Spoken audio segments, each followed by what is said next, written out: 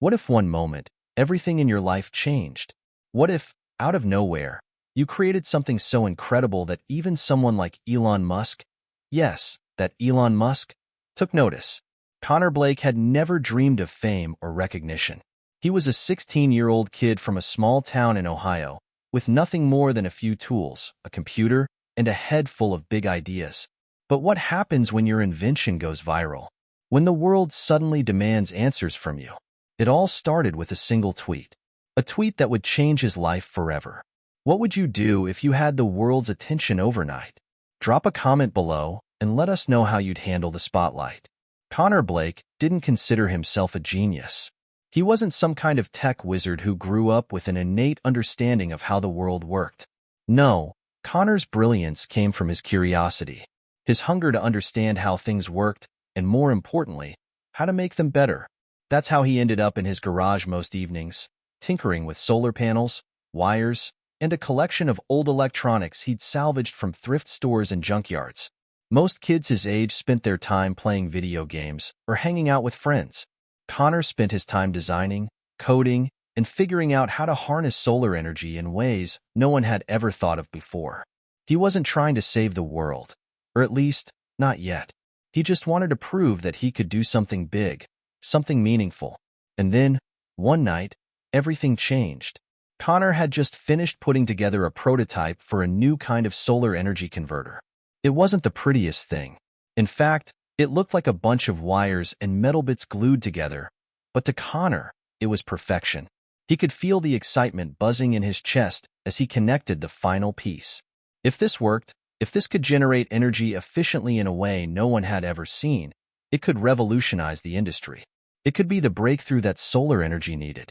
He took a picture of his creation and posted it online. He didn't expect much, just a few likes from the handful of tech enthusiasts he followed.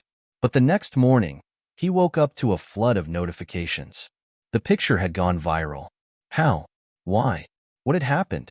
Connor couldn't believe his eyes. His phone buzzed continuously, with strangers commenting, asking for more details. His post had been shared by people he didn't know, and suddenly, it was everywhere. But the real shock came when he saw the tweet. Impressive. Let's talk. It was from Elon Musk. Elon Musk, someone whose work he'd admired for years. Someone whose companies, from Tesla to SpaceX, were changing the world. Someone who didn't just think outside the box. He built new boxes altogether. And now, he was talking about Connor Blake, the teenager from Ohio who had spent years in his garage, building a dream out of scrap parts. Connor didn't know what to think. He stared at the tweet for what felt like forever. Was this some kind of joke? Could it really be Elon Musk, the man behind some of the most groundbreaking technologies of the 21st century? Connor felt a mixture of excitement and terror rush through him. This wasn't just a casual conversation. This was a door opening into a world he had only ever dreamed of. "Mom!" he yelled, rushing into the kitchen where his mother was making breakfast. "Mom, you have to see this." Julia Blake, his mother, looked up from the stove, a little startled by the sudden outburst. She had worked a long shift the night before and was still tired, but her son's enthusiasm was hard to ignore. "What's going on, Connor?" she asked, putting down the spatula. "Look at this." Connor handed her the phone, practically shaking with adrenaline.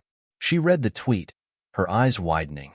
"Is this real?" she asked, looking back up at him. "I think it is," Connor replied, his voice barely above a whisper. His heart was pounding in his chest, and for a moment, it was as if time had frozen. By the time Connor and Julia had finished talking, the tweet had already gone viral. News outlets, tech blogs, and social media accounts were buzzing about the young prodigy from Ohio. The tweet from Elon Musk had become a headline. Elon Musk interested in teen inventor solar innovation. Connor's invention, the one he had barely just finished, was suddenly at the center of the world's attention.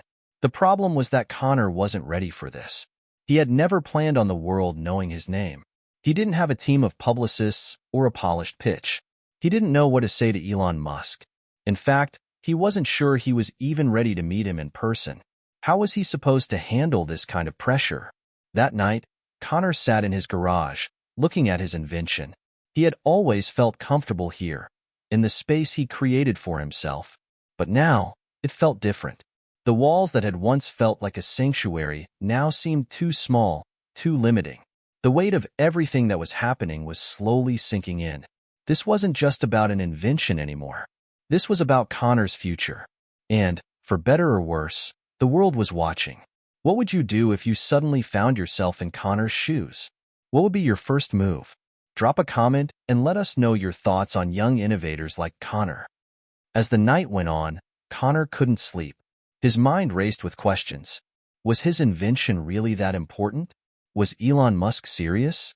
And if so, what would he want from a kid like Connor? But one thing was clear. His life had just changed.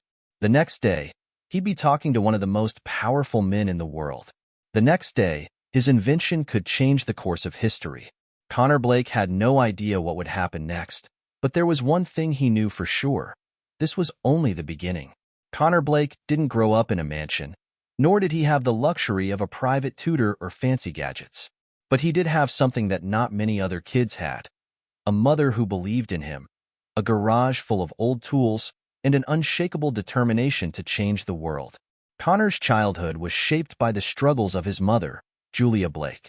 A single mom working double shifts to keep food on the table, Julia never had much time for luxury or rest. But despite their financial hardships, she never let Connor feel like he was missing anything important. In fact, she made sure that the things that mattered most, love, resilience, and belief in one's potential, were always present in their home. Julia had been a young mom, raising Connor on her own ever since he was 3. His father, who had once promised to be there for him, had disappeared from their lives without warning, leaving Julia to pick up the pieces. Despite the absence of a father figure, Julia was everything Connor needed. She was the rock he clung to, the only one who never doubted his potential, even when everyone else did. "I don't have much to give you, Connor," Julia would often say, "but I'll give you all the love in the world and a chance to make your dreams come true." The small town they lived in didn't offer many opportunities. It wasn't the kind of place where kids went on to become tech moguls or CEOs. People worked in factories, retail stores, or ran small businesses. It was a place where most people's dreams were limited by their circumstances, and the future was often just about getting by. But Connor wasn't like the other kids. He didn't want to get by in life. He wanted to build something that could help people, something that could leave a mark on the world. And he knew that building something great didn't require money or connections. It required creativity, dedication, and a relentless drive. From an early age, Connor had a natural curiosity that set him apart. He wasn't interested in playing sports or spending his weekends at the mall like most of his peers.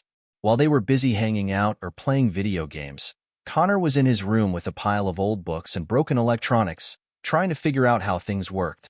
He would take apart old radios he found in yard sales or at flea markets, just to see if he could fix them. He wasn't just tinkering, he was learning. By the time he was 12, Connor had taught himself the basics of coding. He started to build small robots, simple circuits, and basic computer programs. The more he learned, the more obsessed he became. He would spend hours online, watching videos of engineers and inventors, learning everything he could about technology and innovation. But his fascination with technology wasn't just about making cool gadgets, it was about solving problems.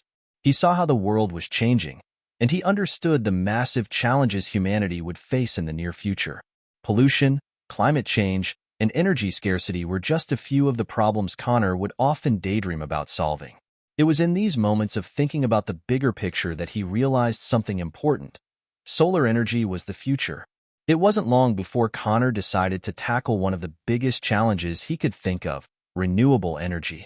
More specifically, he wanted to design a new kind of solar energy converter. Something smaller, more efficient, and more affordable than anything on the market.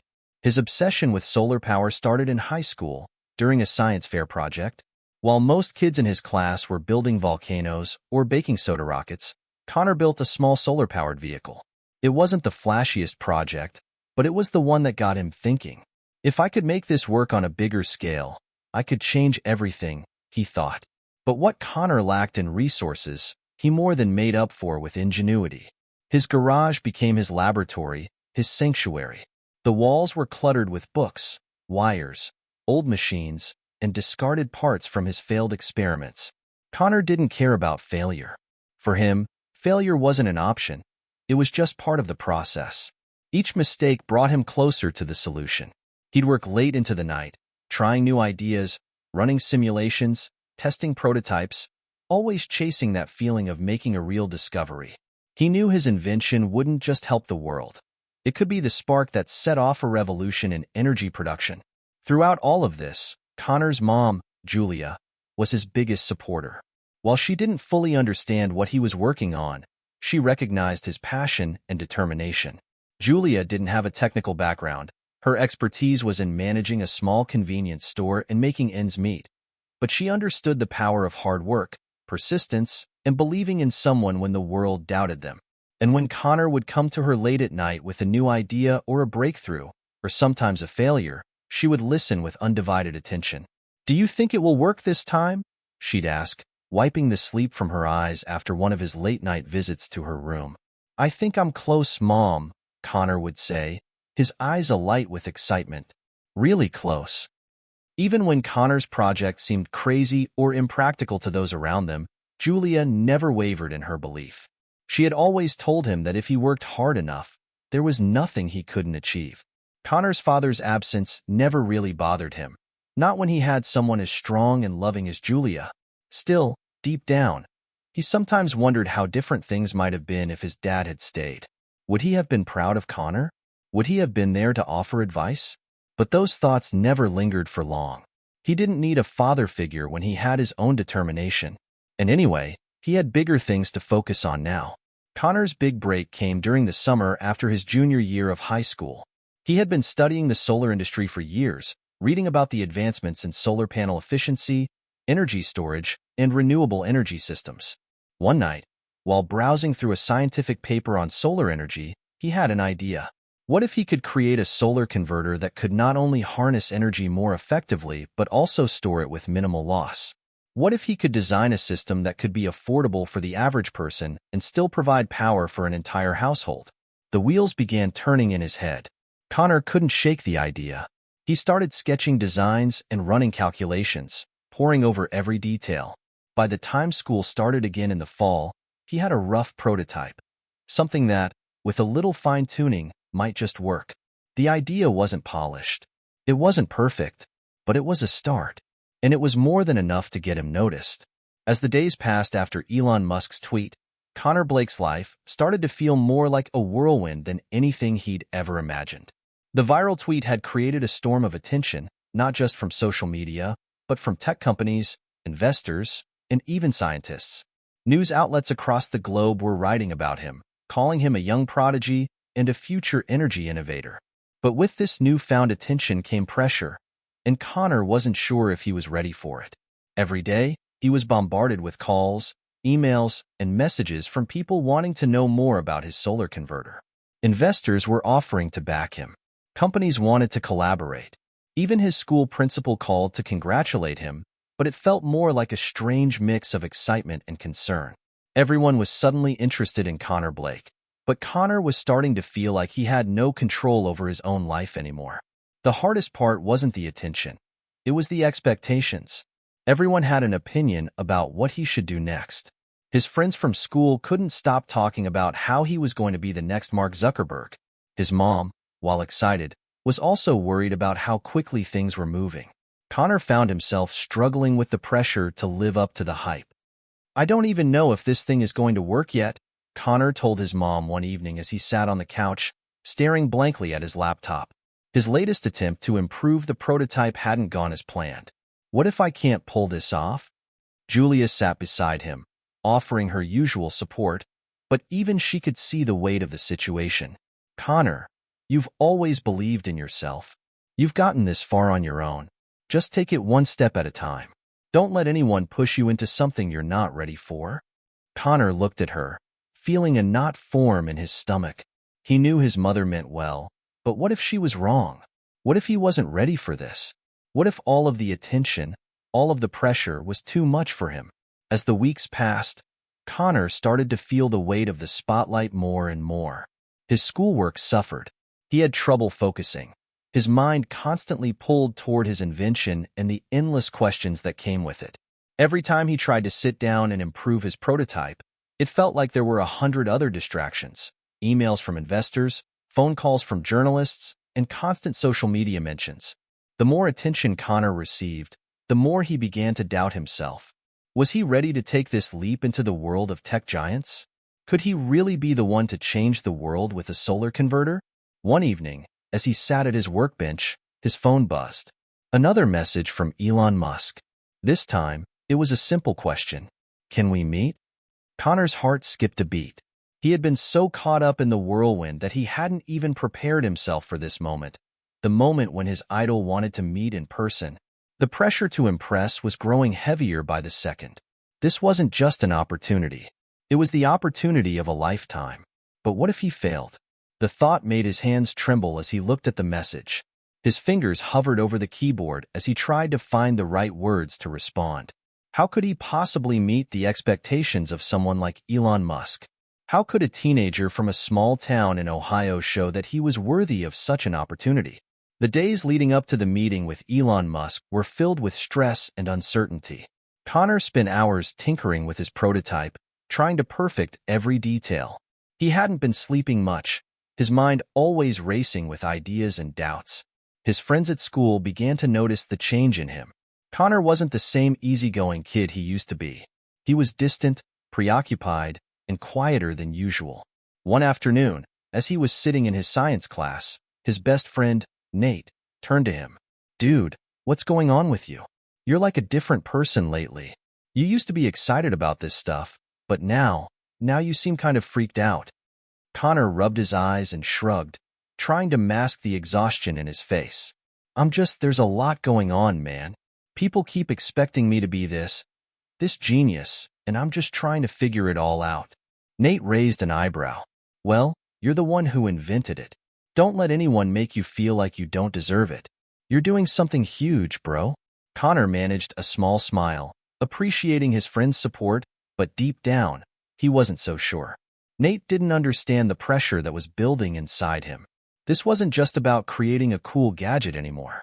This was about changing the world. And what if he wasn't the right person to do it? As the day of the meeting approached, Connor's anxiety only grew. The thought of meeting Elon Musk in person was almost too much to process.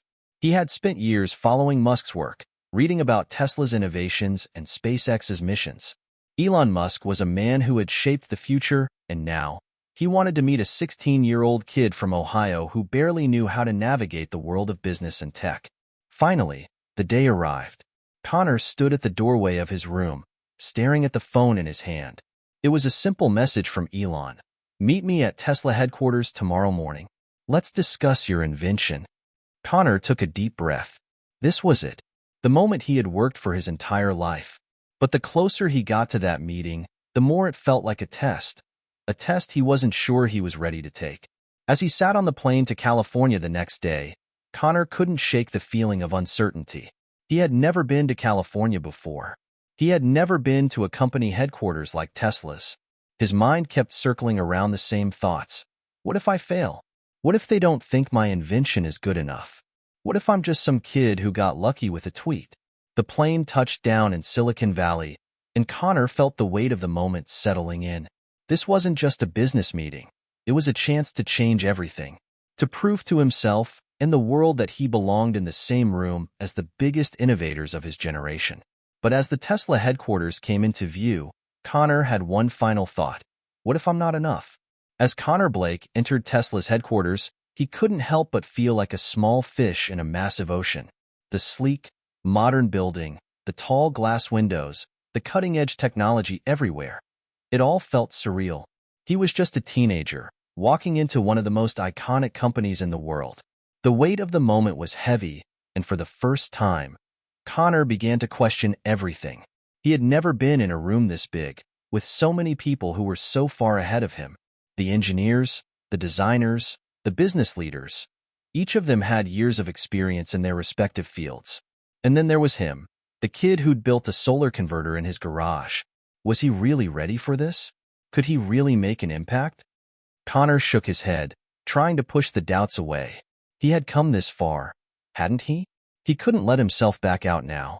As he walked through the sleek, futuristic lobby, he was greeted by a Tesla representative who led him to a conference room. The walls were adorned with cutting-edge displays of Tesla's latest projects, and everything had a polished, almost otherworldly feel. But at that moment, all Connor could focus on was the looming figure of Elon Musk, who was standing by the large glass window, looking out over the city. He looked every bit the billionaire genius everyone made him out to be. Musk turned around when he noticed Connor enter the room. His expression was unreadable, but there was a flicker of something. Maybe curiosity, maybe something else. "Connor Blake," Elon Musk said, his voice calm and measured. "I've been following your work. Impressive stuff." Connor felt his heart race. This was it. The man he had admired for years was now speaking to him, and the pressure was more intense than anything he had ever felt. "Thank you, Mr. Musk," Connor said, trying to keep his voice steady. Elon gestured to the chair in front of the conference table. "Please sit. I want to hear more about your solar converter." Connor sat down, setting his laptop in front of him. For a brief moment, he hesitated. He wasn't sure how to start. What if Musk didn't like his design? What if he had missed something major? Taking a deep breath, Connor began to explain his concept, the technology behind the solar converter, how it was more efficient and compact than anything on the market, and how it could potentially change the way solar energy was stored and used. He talked about his idea of creating an affordable, scalable system that could benefit families and businesses alike. He explained the challenges he had overcome in the prototype's development and the potential impact it could have on the world's energy crisis. As he spoke, Elon listened intently, his eyes never leaving Connor. The silence between them was almost suffocating. Connor couldn't tell whether Musk was impressed, skeptical, or just being polite. But there was one thing he knew for sure. This was the moment that could determine everything. When Connor finished his pitch, Elon Musk leaned back in his chair, folding his arms. For a moment, he didn't say anything. Then, his voice broke the silence, and it was not what Connor had expected. "Your idea is interesting," Elon began, "but you're missing something critical." Connor's heart dropped. He had prepared for this moment. He had anticipated criticism, but the sting of hearing Musk's doubt in person was sharper than he'd imagined. His mind raced. What had he overlooked? What could be so critical that Musk, the visionary behind Tesla and SpaceX, didn't see in his invention? "You're too focused on the energy storage component," Elon continued. "Yes, it's important, but the real breakthrough in solar energy is efficiency. Solar converters aren't the bottleneck, energy storage is. You need to think bigger. Think about how you can scale your design to work in a global context. It's not just about creating a better solar converter. It's about creating an energy ecosystem." Connor's mind was whirling. He had spent months perfecting the idea that he thought was the missing piece. And yet, here was Elon Musk, suggesting that he hadn't even begun to think on the right scale. It felt like a punch to the gut. Connor began, then stopped himself. He wanted to argue, to defend his design, but he knew that Musk wasn't just giving criticism for the sake of it. Elon Musk was one of the few people who had truly changed the world, who had looked at problems from a perspective no one else could. Maybe this was the wake-up call Connor needed. Musk's eyes narrowed, almost like he was reading Connor's thoughts. "I know it's hard to hear, especially when you've spent so much time on something. But you have to be willing to adjust your thinking. To grow. Don't be afraid to challenge your own assumptions. There's always room to improve, to innovate."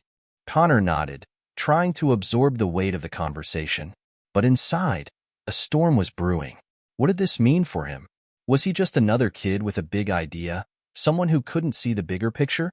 Or could he rise to the challenge and develop something truly groundbreaking? The meeting continued for another hour, but Connor barely registered the details. His mind kept going back to Musk's words, "Think bigger."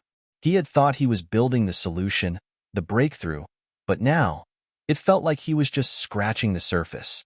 And that realization was both exhilarating and terrifying. Elon Musk was a man of extremes. He built companies that changed entire industries. He didn't settle for good enough. To him, good enough wasn't good enough at all. The thought of that standard was both humbling and inspiring. But Connor couldn't shake the sense that he had just been handed a challenge far bigger than he had imagined. As the meeting wrapped up, Elon gave him a final look. "We'll keep in touch, Connor. Your drive is impressive, but you need to think bigger. When you're ready, we'll talk again." Connor stood up, his legs feeling like jelly. As he left the room, the reality of what had just happened hit him like a wave. Elon Musk hadn't just challenged his invention, he had challenged his entire approach to the problem. And for the first time in a long while, Connor wasn't sure what to do next.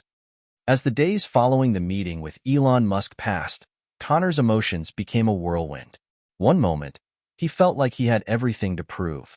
The next, he was drowning in self-doubt. His invention, his dream, suddenly felt small and insignificant compared to the grand vision Musk had laid before him. The pressure wasn't just external, it was internal. Connor couldn't stop thinking about Musk's challenge. Think bigger. He had heard those words echoing in his mind 1,000 times, each time feeling more like an insurmountable mountain than an encouragement. How could he think bigger? How could he tackle the world's energy problems when he was just a teenager with limited resources? It wasn't just the scale of the problem that felt overwhelming. It was the expectation. Elon Musk wasn't just asking for a better solar converter. He was asking for something that could disrupt entire industries, something that could change the way humanity used energy. And Connor wasn't sure if he was ready to be that person. One evening, as he sat alone in his room, staring at his laptop and the endless string of messages and emails pouring in, Connor felt the weight of the world on his shoulders. His phone buzzed, and he almost didn't want to check it. But when he did, it was a notification from a major tech news outlet. Elon Musk says Connor Blake's solar converter could change the world. Here's what you need to know. The article was filled with praise for Connor's idea, but the comments section was a different story. There were critics everywhere, calling his invention underwhelming, questioning his credibility, and even making snide remarks about his age. People weren't just questioning the technology, they were questioning him. The boy who had dared to dream too big. Connor's stomach churned as he scrolled through the comments. Some people even suggested that Elon Musk was wasting his time on a child's idea. The words felt like a punch in the gut. He had never been this vulnerable before. All he ever wanted was to build something that mattered, but now it felt like the world was telling him that he wasn't enough. He wasn't smart enough. He wasn't experienced enough. His phone buzzed again, this time with a message from his best friend, Nate. "Yo, I saw the article. This is huge, bro. But are you okay? You don't look like yourself lately." Connor stared at the message for a moment before responding with a single word. Fine. But he wasn't fine. Not by a long shot. Connor had always been the kid who kept going no matter how hard things got. But this felt different. The weight of Elon Musk's expectations, combined with the public scrutiny, had shaken him to the core. He had worked so hard to get here, but now it felt like everything he had worked for might come crashing down. The breaking point came late one night. Connor had been working on his prototype for hours, his mind exhausted from the endless iterations. He had tried everything to improve the energy storage efficiency, but nothing seemed to work. He had run the same calculations a dozen times, tested the same models over and over, but the results were always the same: disappointing. Frustrated, he slammed his fist down on the desk. His heart was racing, his breath coming in quick gasps. He couldn't keep doing this. He couldn't keep pretending he had all the answers. The weight of the world, the pressure to succeed, it was too much. Suddenly, the door to his room creaked open. It was his mom, Julia, standing in the doorway with a concerned expression on her face. "Connor, I've been watching you for days now," she said softly, stepping into the room. "You're pushing yourself too hard. You can't keep this up." Connor didn't say anything at first. He couldn't. His throat tightened as tears threatened to spill over.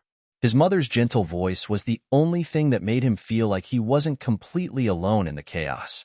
She had always been his rock, the one person who believed in him no matter what.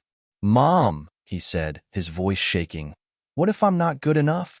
What if all of this is just too big for me? What if Elon Musk was right? What if I'm just a kid with a crazy idea?"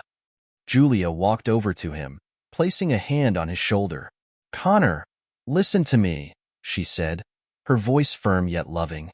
You've always been the one to chase your dreams, even when no one else believed in you. I've watched you work so hard on this project, and I've seen how far you've come. But you don't have to do this alone. You don't have to have all the answers right now. And you don't have to be perfect. What you have is already incredible. Don't let the pressure of expectations steal your passion. Connor looked at his mother, his chest tight. It had been so long since he had allowed himself to feel vulnerable, to admit that he was scared. But hearing her words, he felt a flicker of hope, like a light in the darkness. Do you remember when you were little? Julia continued. You used to tell me that you were going to make something that could change the world. You never said it would be easy, but you always knew that it was worth it. You've come this far on your own, and you can keep going. But remember, don't do it for the fame. Don't do it for the recognition. Do it for the people who need it. Do it because you believe in it. For the first time in days, Connor felt a weight lift off his shoulders. His mind was still racing, but his mother's words had cracked open something inside him. He didn't have to have it all figured out. He didn't have to prove anything to anyone except himself. The next morning, Connor sat at his workbench again, this time with a renewed sense of clarity. The self-doubt was still there, but it no longer controlled him. He didn't have to live up to someone else's idea of success. He just needed to keep going, one step at a time, for the right reasons. He picked up his tools and began to work again, but this time, he wasn't focused on the pressure of the world watching him. He was focused on the problem at hand, solving it, step by step. His mind was clearer now, and as he began testing new ideas, he felt the spark of innovation return. There was still so much to learn, so much to explore. But for the first time in weeks, Connor felt ready to face the challenges ahead. With a renewed sense of purpose, Connor Blake threw himself back into his work. The pressure was still there, buzzing in the back of his mind, but now it felt like something he could manage. For the first time in weeks, he wasn't trying to prove anything to anyone. He wasn't trying to impress Elon Musk or silence the critics. He was working for himself, for the belief that his invention could make a real difference. The mornings blurred into afternoons as Connor spent countless hours in his small garage, fine-tuning his solar converter. His mom would bring him lunch, occasionally peeking in to check on him, but otherwise, she respected the quiet bubble he had created around his project. Connor was determined to fix the flaws Musk had pointed out, but instead of trying to copy someone else's approach, he focused on his own ideas, combining his knowledge with fresh insights he had gathered from books and articles about energy efficiency and storage. Days turned into a blur of trial and error, but something was shifting. The more Connor experimented, the more he began to see patterns in the data, patterns that weren't there before. He knew he was on the edge of something. His heart raced with excitement every time a new test yielded a positive result. It wasn't a single moment or idea that led to the breakthrough. It was a combination of hundreds of little discoveries, each one nudging him closer to the solution. But then, one afternoon, as he was testing a new adjustment to the energy storage system, he saw the numbers on his laptop screen. Efficiency, 98%. Connor's breath caught in his throat. He stared at the screen, unable to believe what he was seeing. It wasn't perfect, there were still tweaks to be made, but it was the highest efficiency rate he had ever achieved.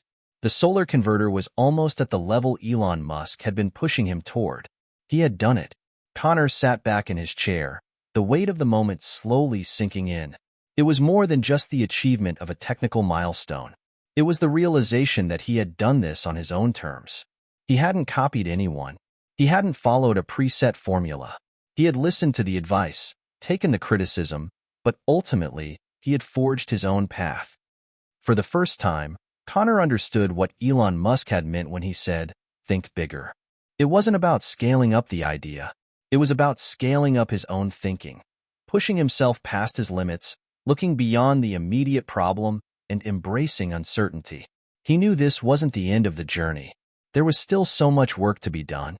But Connor had crossed a threshold, and it felt like the start of something bigger than he had ever imagined. The moment he had been waiting for finally arrived. Elon Musk's team reached out to schedule another meeting. The email had been short, but the implications were clear. "We'd like to see your updated prototype. Let's talk next steps." Connor's heart raced.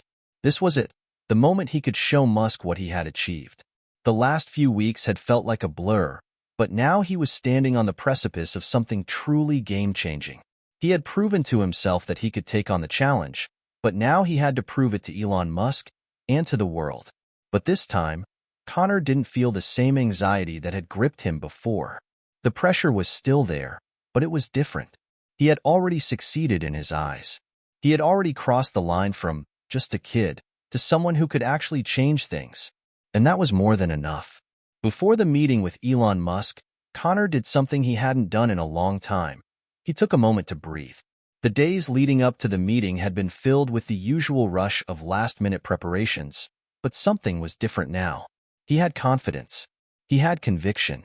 And yet, as he stood in front of his prototype, one last lingering thought gnawed at him. What if this wasn't enough? The voice of self-doubt still had a way of creeping in, no matter how far he had come. He had worked so hard, sacrificed so much, but there was still a nagging fear deep inside. What if his invention wasn't perfect? What if Elon Musk saw the flaws and decided it wasn't worth pursuing? Connor took a deep breath and walked over to the prototype. He ran his fingers over the smooth surface of the converter, reminding himself of the countless hours he had spent working on it. It wasn't perfect, but it was his. It was something he had built from scratch, something that could change the way people used energy. That, he reminded himself, was worth everything. The day of the meeting arrived, and Connor made his way to Tesla's headquarters once again. This time, he didn't feel like the same nervous teenager who had walked in months ago. The journey had changed him. The challenges he had faced, the doubts he had overcome, they had all led him here, to this moment. When he entered the conference room, Elon Musk was waiting, his usual unreadable expression on his face. But this time, when he saw the solar converter in Connor's hands, his gaze softened, just for a moment. "Well, Connor," Elon said, leaning forward, his voice steady, "let's see what you've got." Connor placed the prototype on the table and began his presentation, his voice more confident than before. He explained the improvements he had made, the efficiency gains, and how he had focused on making the technology scalable without losing sight of the bigger picture. He talked about the challenges he had faced, about how he had struggled but ultimately found a way forward by thinking beyond the immediate problem. Elon listened intently, his eyes never leaving the prototype. Connor could feel the tension in the room, but for the first time, it wasn't the kind of pressure that made him want to shrink back. It was the kind of tension that came from the possibility of something big, something world-changing, on the horizon. After what felt like an eternity, Elon leaned back in his chair and gave Connor a long look. "Impressive," he said, his voice quiet but firm. "You've done more than just solve a problem. You've created a new way of thinking about energy. This could be a game-changer." Connor's heart skipped a beat. It was everything he had hoped for: validation, recognition, and the knowledge that he was on the right path. But even more than that, it was the first step towards something bigger than he had ever imagined. The days following his meeting with Elon Musk felt like a dream. It was hard for Connor to shake the sense that he was living in the middle of a turning point, a moment that could alter the trajectory of his life forever. Musk had praised his work, but Connor knew that this was just the beginning. The road ahead would be far from easy. Now, the real challenge began. In the days that followed, Connor and Musk's team exchanged emails, setting up a more formal partnership. Tesla was interested in exploring how they could integrate Connor's solar converter into their energy solutions. But the scale of the operation and the level of scrutiny he was about to face was daunting. Connor had to prepare for board meetings, pitch sessions, and rounds of testing, things that he had never dreamed of just a few months ago. As he walked into his garage that morning, the weight of what was to come settled heavily on his shoulders. He had been so focused on getting the technology right, on perfecting the solar converter, but now he had to think beyond just one prototype. He had to think about scaling, logistics, distribution, the global impact of what he was trying to create. This was no longer just about a brilliant idea. It was about executing that idea on a scale that could change the world. Connor's first challenge came when Tesla's engineering team flew out to review the latest version of the solar converter. As they gathered around the prototype in his garage, Connor felt the pressure building again. These were people who had worked on some of the most cutting-edge technology in the world. If there were any flaws in his design, they would find them. Elon Musk had always been clear about the stakes.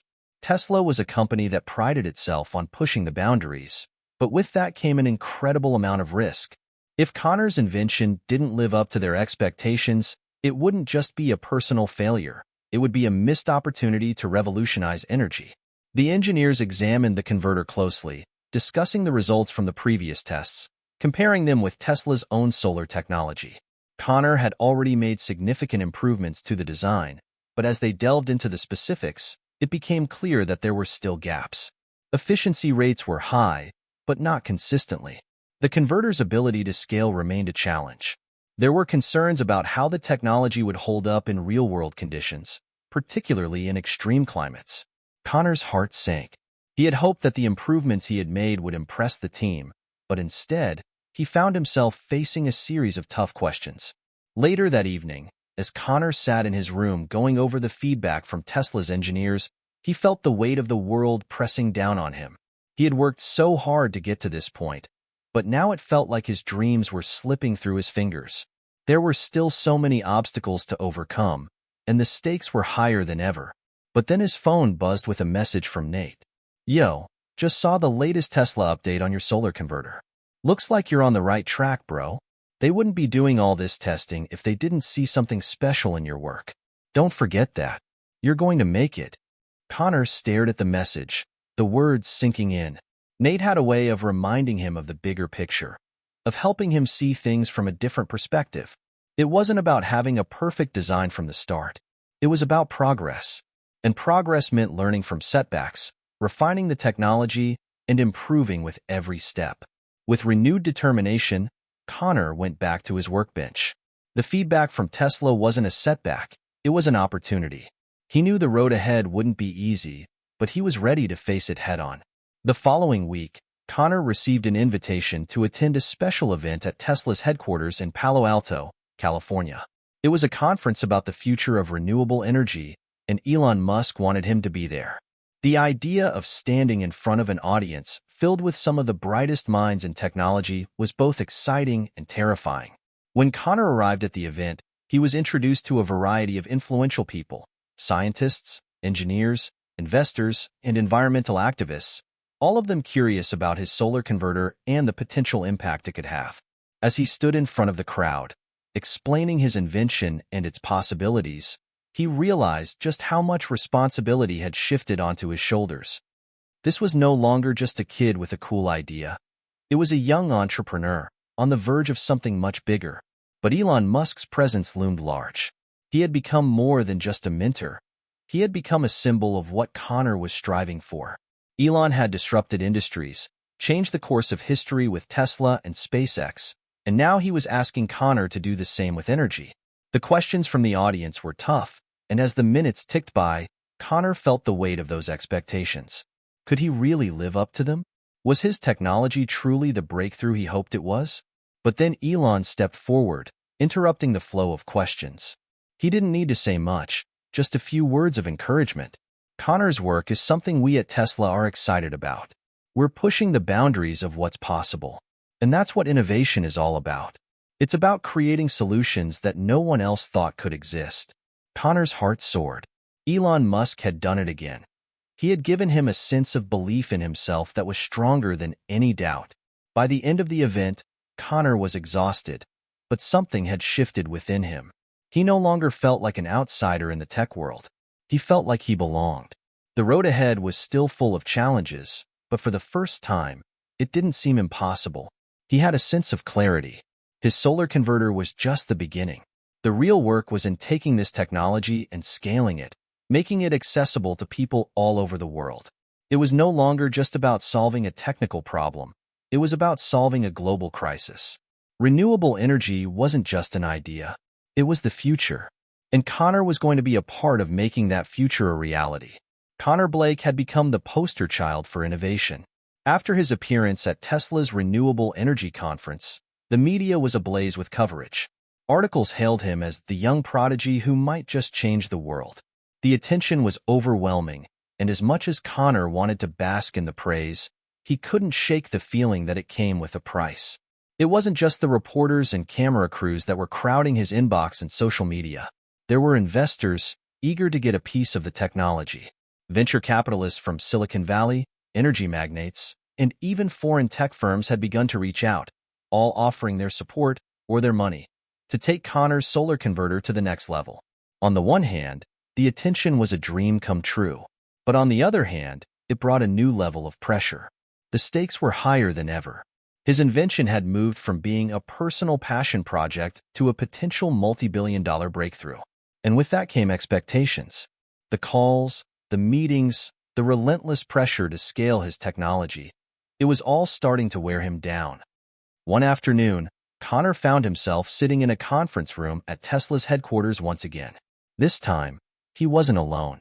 Around the table were some of the biggest names in the energy industry, investors eager to hear about his progress, and even a few media representatives. Elon Musk sat at the head of the table, as calm and composed as ever. But the eyes in the room were all on Connor. "Connor," Elon began, "as you know, we're looking at the next steps for your solar converter. The technology's potential is massive, and we've got interest from a number of key players who want to help bring this to market. But we need to move fast. The world needs solutions right now. So tell us, where do you see this going?" Connor looked around the room, feeling a bit out of his depth. The future of energy seemed like an abstract concept only a few months ago. Now, it was a reality that rested on his shoulders.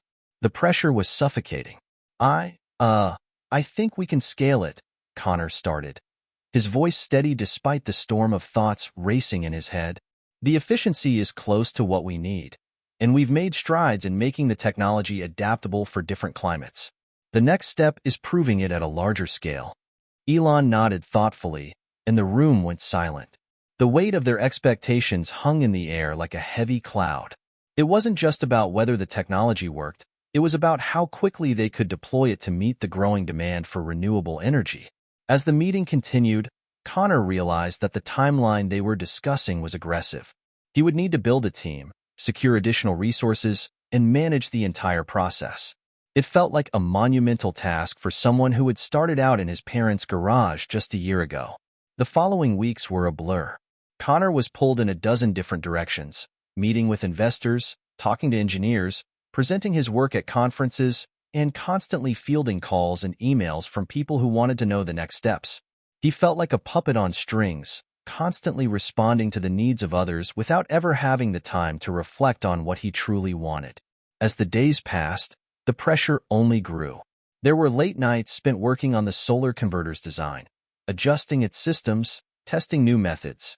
There were board meetings where he had to explain his progress, his vision, and his strategy. Everyone had their own idea of what the next step should be, and while Connor knew what he wanted, he found it increasingly difficult to keep his voice heard amidst the noise. One evening, after a particularly grueling meeting with a group of investors, Connor collapsed onto his bed, feeling drained. His mind was buzzing with thoughts, and his body ached from the constant demands placed on him. He had started this journey with a clear purpose, to make a difference, to create a solution to the world's energy crisis. But now, it felt like his invention was becoming a product to be sold rather than a tool to change the world. It wasn't until a particularly grueling press interview that Connor began to feel the real cost of his new life in the public eye. He had agreed to speak at a major media event about the future of clean energy, and the reporter was eager to get his thoughts on what was next for his solar converter.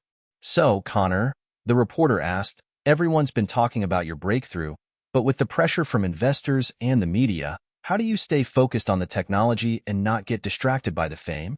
Connor's stomach twisted. He hadn't expected such a direct question.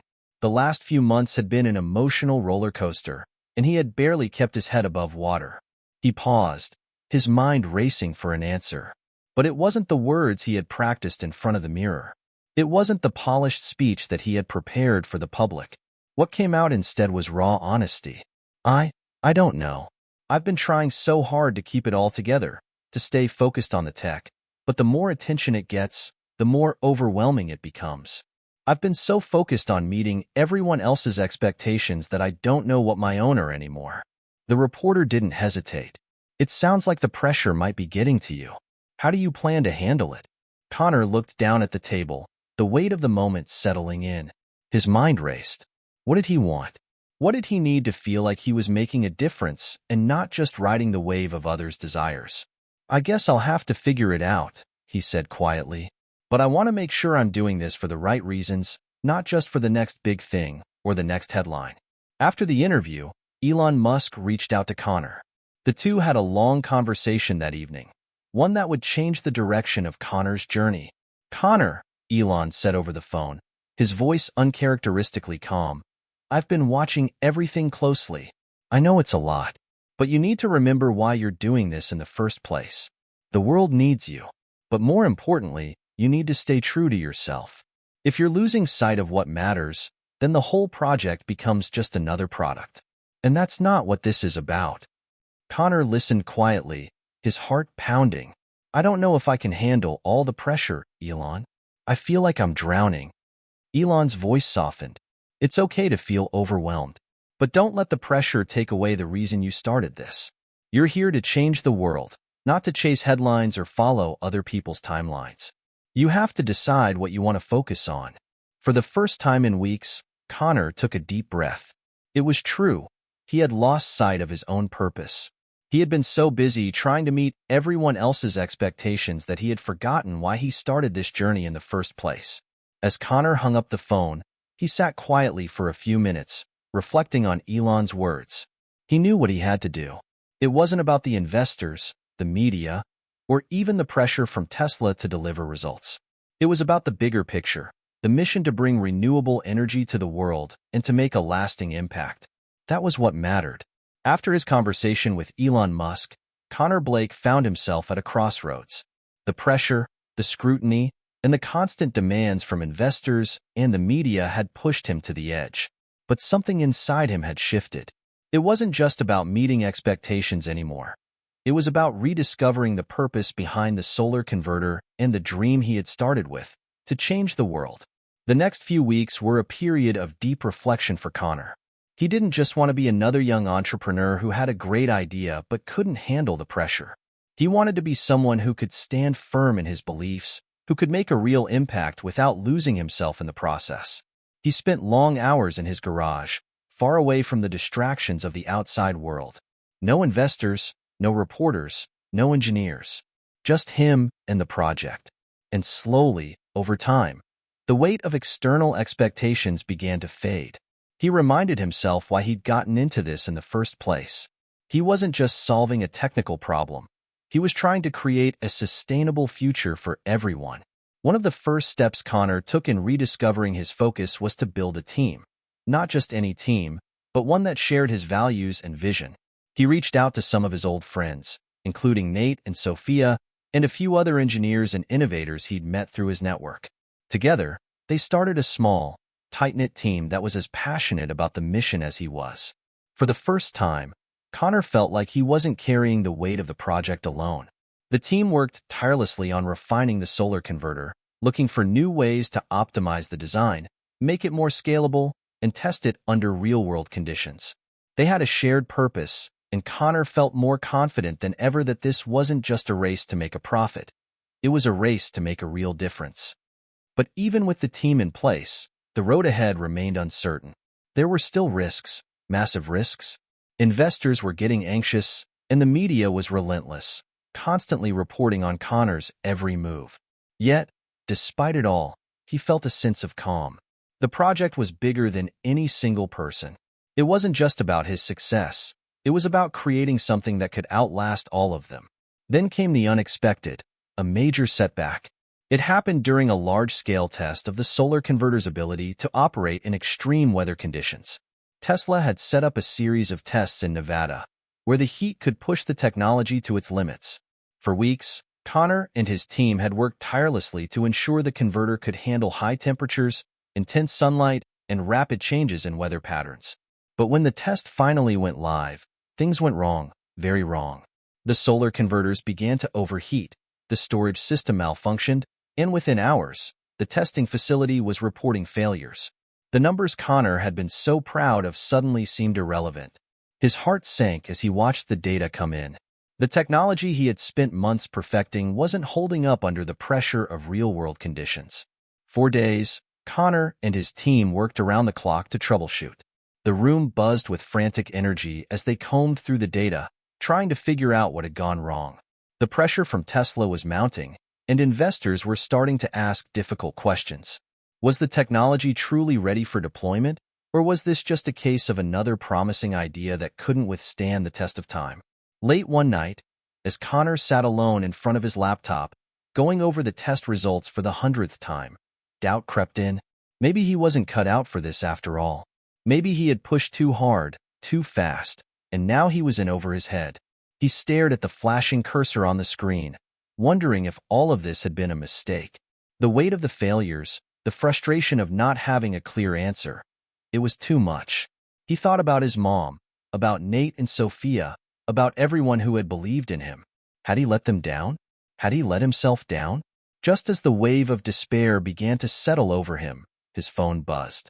It was a text from Elon Musk. Failure is part of the process. You'll find the way forward. The question isn't whether you'll succeed. It's how you'll respond when things get tough. Keep going. The words hit Connor like a jolt of electricity. It wasn't the first time Elon had offered this kind of advice, but this time, it felt different. It felt personal. Connor had always known that Elon was an advocate for resilience, for pushing through setbacks. But now, those words took on a deeper meaning. Connor took a deep breath, the weight of his doubts momentarily lifting. This wasn't over. Not by a long shot.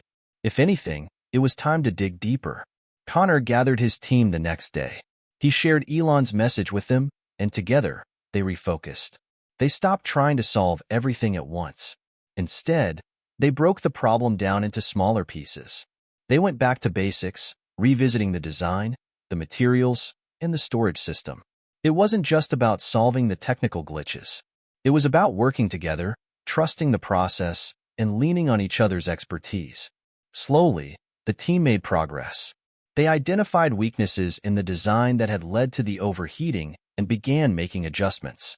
They tested new materials for the storage system, improved the cooling mechanisms, and recalibrated the converter's efficiency. By the time the next round of testing began, Connor felt a renewed sense of confidence. The technology wasn't perfect yet, but it was getting closer. And this time, when the tests were completed, the results were better than they'd ever been. The solar converter performed as expected in extreme heat. It held up in ways it hadn't before. The glitches were gone, and the efficiency was higher than ever. The success of the new tests was a turning point not only for the solar converter but for Connor himself. He had learned something crucial through the setbacks. Failure wasn't the end. It was just another step in the journey. The true test of innovation was how you responded to the challenges you faced along the way. With renewed purpose, Connor returned to the project with a new vision. He knew the road ahead would still be full of challenges, but he was no longer afraid of them. He had found a way to keep going, even when things seemed impossible. The solar converter was ready for the next phase, mass production. But more than that, Connor was ready to embrace the journey ahead, knowing that whatever came next, he could face it. Have you ever faced a setback that made you question everything? How did you push through and find the strength to keep going? Share your story with us below. Let's talk about overcoming challenges and growing stronger. The time had come. After months of testing, refining, and overcoming the hurdles that seemed to pop up at every turn, Connor Blake and his team were finally ready to showcase their solar converter to the world. It was a big moment, a moment that would determine if all their hard work had been worth it. Tesla had organized a special press event to unveil the latest developments in renewable energy, and Connor had been invited to present his invention. The stakes couldn't have been higher. This wasn't just another tech reveal. This was a game-changing moment in the fight against climate change. Connor stood backstage, pacing nervously. His heart raced as he heard the murmur of the crowd growing louder. Behind the curtain, a sea of journalists, investors, and industry experts buzzed with excitement. The anticipation was palpable. He could already see the headlines, "The next big thing in energy," or "The genius behind the solar revolution." But Connor wasn't thinking about the headlines. He was thinking about the mission. This wasn't just a product launch. This was his chance to inspire the world, to show them that renewable energy was no longer a dream. It was a reality. As the lights dimmed, a hush fell over the crowd. The spotlight illuminated the stage, where Elon Musk stood at the podium. He was, as always, composed and charismatic. He welcomed the audience, gave a brief overview of Tesla's accomplishments, and then handed the microphone to Connor. It was time. Connor stepped onto the stage, and for a brief moment, everything seemed to blur. The applause, the flashing cameras, the faces staring at him. They all faded into the background. There was just him and the invention that had consumed his every waking thought for the past year. "Good evening," Connor began, his voice steady but with a trace of nervousness. "I'm Connor Blake, and I'm here today to share something that has the potential to change the way we think about energy. Something that could help us combat the climate crisis in a meaningful, sustainable way." He paused for a moment, letting the weight of his words settle in the room. He wasn't just talking about an invention. He was talking about the future. "This is the solar converter," Connor continued, gesturing toward the screen behind him. "It's designed to harness solar energy more efficiently than anything that's come before it. It's a solution for not just the wealthy nations, but for everyone. Every household, every business, every community." The crowd's interest intensified as the large screen behind him flickered to life, displaying a dynamic animation of the solar converter in action. The graphics showed how it could transform sunlight into clean energy, even in the harshest conditions. There were no wires, no large solar farms, just a simple, compact device that could be deployed anywhere. The real test, of course, was the live demonstration. Connor had arranged for the converter to be tested live on stage. The setup was simple: a small solar panel and the converter, connected to a few devices in a small model house on a table. As Connor pressed a button, the devices powered on, their lights flickering to life. The crowd erupted into applause as the devices, small appliances, lights, and even a mini fridge, powered up effortlessly. It was working. The converter was living up to its promise. It could take energy from a small solar panel and store it efficiently, powering everyday devices without the need for a massive grid. For a brief moment, everything felt perfect. The energy in the room was electric. The future was finally here. But then, as Connor began to explain the technology in more detail, a voice cut through the excitement. A reporter from one of the leading tech outlets raised their hand, and Connor nodded in their direction. The question that followed sent a chill down his spine. "Connor, this is all very impressive. But the question on everyone's mind is, can this scale? We're talking about rolling this out globally, in developing countries, and in areas with limited infrastructure. Can your solar converter actually handle the massive scale it would take to change the energy industry?" Connor swallowed hard. He had anticipated this question, but hearing it out loud made him feel the weight of the challenge. Could his solar converter really change the world? Could it reach those who needed it the most? Or was it just another good idea that couldn't survive the complexities of mass adoption? For a moment, he hesitated. But then, something inside him clicked. This wasn't just about the technology. It was about the people who would make it happen. The communities, the teams, the innovators who would take his idea and run with it. This wasn't just his responsibility, it was everyone's. "We've designed the solar converter to be adaptable," Connor said, his voice more confident now. "It's built to scale, and it can be deployed in a variety of settings. It doesn't need the massive infrastructure that other energy solutions require. We've already started working with communities in remote areas, and the results have been promising." He paused, letting the room absorb his words. The technology is scalable. It's just the beginning. What really matters now is collaboration. It's about working with governments, organizations, and local communities to make this a reality. The crowd was silent for a moment, digesting what Connor had said. It wasn't the definitive answer they had been expecting, but it was real, honest. They could see the sincerity in his eyes. Then the applause started, slow at first, then building to a crescendo. It wasn't just the applause for the technology, but for the person standing in front of them. Connor had shown that he understood the challenges ahead, and more importantly, that he wasn't afraid to face them head-on. Elon Musk, standing at the back of the room, gave a small nod of approval. He had seen potential in Connor from the beginning, but today, Connor had shown the world that he was ready for the responsibility that came with it. As the event concluded and Connor stepped off stage, a sense of relief washed over him. The big reveal was over, and the world now knew about the solar converter. The next step would be the real test. Could they meet the demands? Could they truly make a difference? But for now, in that moment, Connor allowed himself a rare smile. He had done it. He had shared his vision with the world, and the world had responded. The path ahead was uncertain, but he knew one thing for sure. He was no longer just a kid with an idea. He was an entrepreneur with a mission, and that mission was just beginning. The success of the big reveal had propelled Connor Blake and his solar converter into the global spotlight. News outlets, investors, and tech enthusiasts couldn't stop talking about the groundbreaking invention. But while the praise was overwhelming, the pressure was even more so. The world was watching, and now, Connor and his team needed to deliver. In the weeks following the press event, the orders began flooding in. But the excitement also led to expectations, and these expectations were high. Tesla's commitment to sustainable energy was nothing new, but Connor's technology had the potential to speed up that vision in a way nothing else had. Connor had known this moment would come, the moment when his idea would need to transition from a prototype to a mass-market solution. The challenges of scaling up were enormous, but they were also thrilling. As Connor sat in his office late one night, surrounded by blueprints and strategy plans, he realized something. This wasn't just about selling a product. This was about changing the entire energy landscape.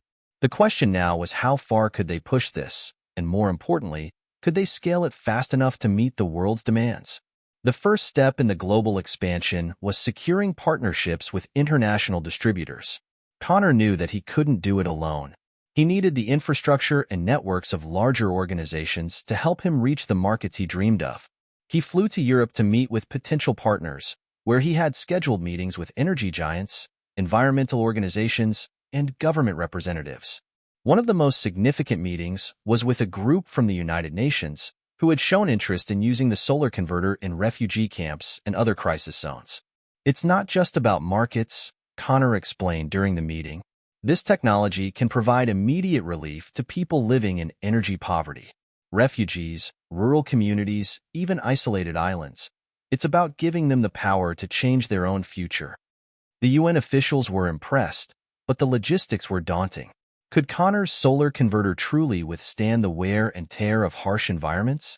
Could it be transported easily, set up, and maintained without the need for sophisticated infrastructure? These were questions he hadn't fully addressed yet, but he knew that they were vital if they wanted to expand into these regions. Connor returned to the States determined to find a way to make it work. But just as things seemed to be moving forward, disaster struck. The global supply chain crisis hit harder than anyone had anticipated. Raw materials for the solar converters, specifically the specialized battery cells needed for storage, became scarce and prices soared. What had once been a smooth path to mass production now felt like an insurmountable roadblock. Factories were struggling to meet the demand, and with prices rising, it wasn't just a financial strain. It was a moral one. Connor stood in front of his team in the conference room, their faces tired but determined. "We knew this was coming," Connor said, trying to stay positive. "We've always anticipated obstacles like this. We've got a choice to make. Do we compromise on quality and push for quantity, or do we focus on keeping our standards high and find a way to work through this?" The room was quiet. The team had put their hearts into this project, and the thought of cutting corners wasn't something they could live with. "I know we're all under a lot of pressure," Connor continued, "but I'm not going to rush this. If we're going to scale, we do it the right way. We need to find alternative suppliers, we need to work with our engineers on improving efficiency, and we need to keep pushing for the future we know we can build." Nate and Sophia were right there beside him. They understood that this was a critical moment. It wasn't just about speed anymore. It was about the legacy they wanted to leave behind. And if they wanted to be a true catalyst for change, they had to make sure they were doing it responsibly. Determined not to let the supply chain issues derail everything, Connor turned to his network for help.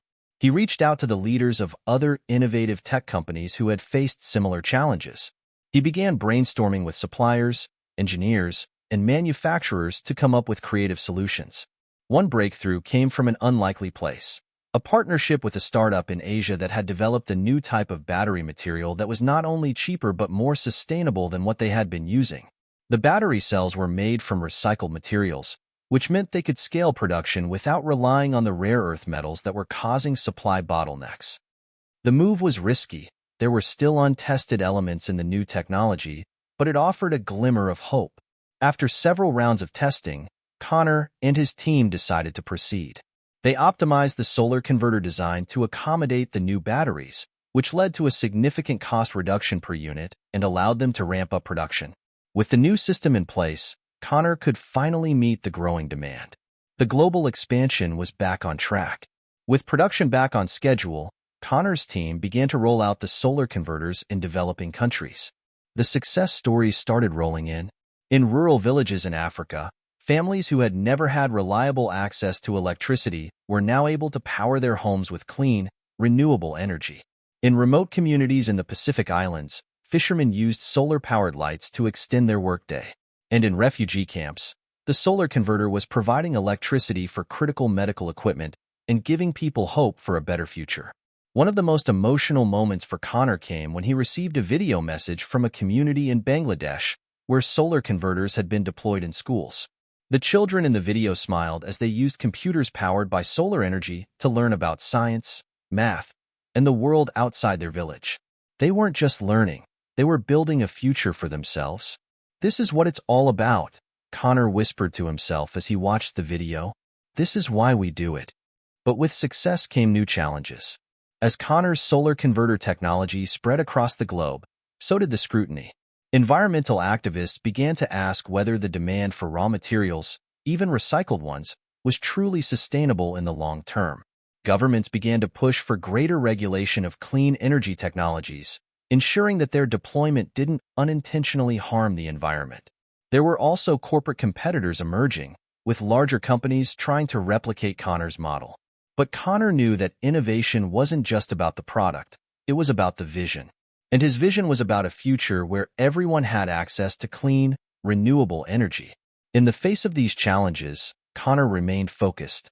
He knew that the road ahead would be difficult, but he was ready to keep pushing forward. As Connor Blake's solar converter technology continued to spread across the globe, the pressure to maintain its success intensified. The more they scaled, the more challenges emerged, both anticipated and unforeseen. Every victory seemed to come with a cost, and Connor had begun to wonder how much progress would ultimately require. In a quiet moment in his office, looking over the latest reports, he had to admit something. The road ahead wasn't as simple as he had imagined. The world was eager for sustainable solutions, but it wasn't always ready to make the necessary sacrifices to embrace them. Even with the growing success stories in rural villages, the project had its critics. Some questioned the environmental impact of scaling up production, while others were concerned about the economic implications of widespread adoption. And then there were the internal struggles, the weight of leadership. Connor had always believed in the power of innovation to create change. But the more they achieved, the more difficult it became to manage the larger company they were building. Balancing the technological breakthroughs with the financial, ethical, and social challenges of a growing company was taking its toll. A significant issue arose when it came to funding the global expansion. Investors had been eager to jump on board at first, seeing the enormous potential in Connor's solar converter. But now that the technology was being rolled out globally, the reality of managing cash flow, operating costs, and supply chains in multiple countries was far more complex than anyone had predicted. Even with a successful crowdfunding campaign, an influx of venture capital, and some strong partnerships with larger companies, the financials were starting to get tight. Connor found himself in more and more meetings with the finance team, desperately searching for ways to keep costs down while maintaining quality.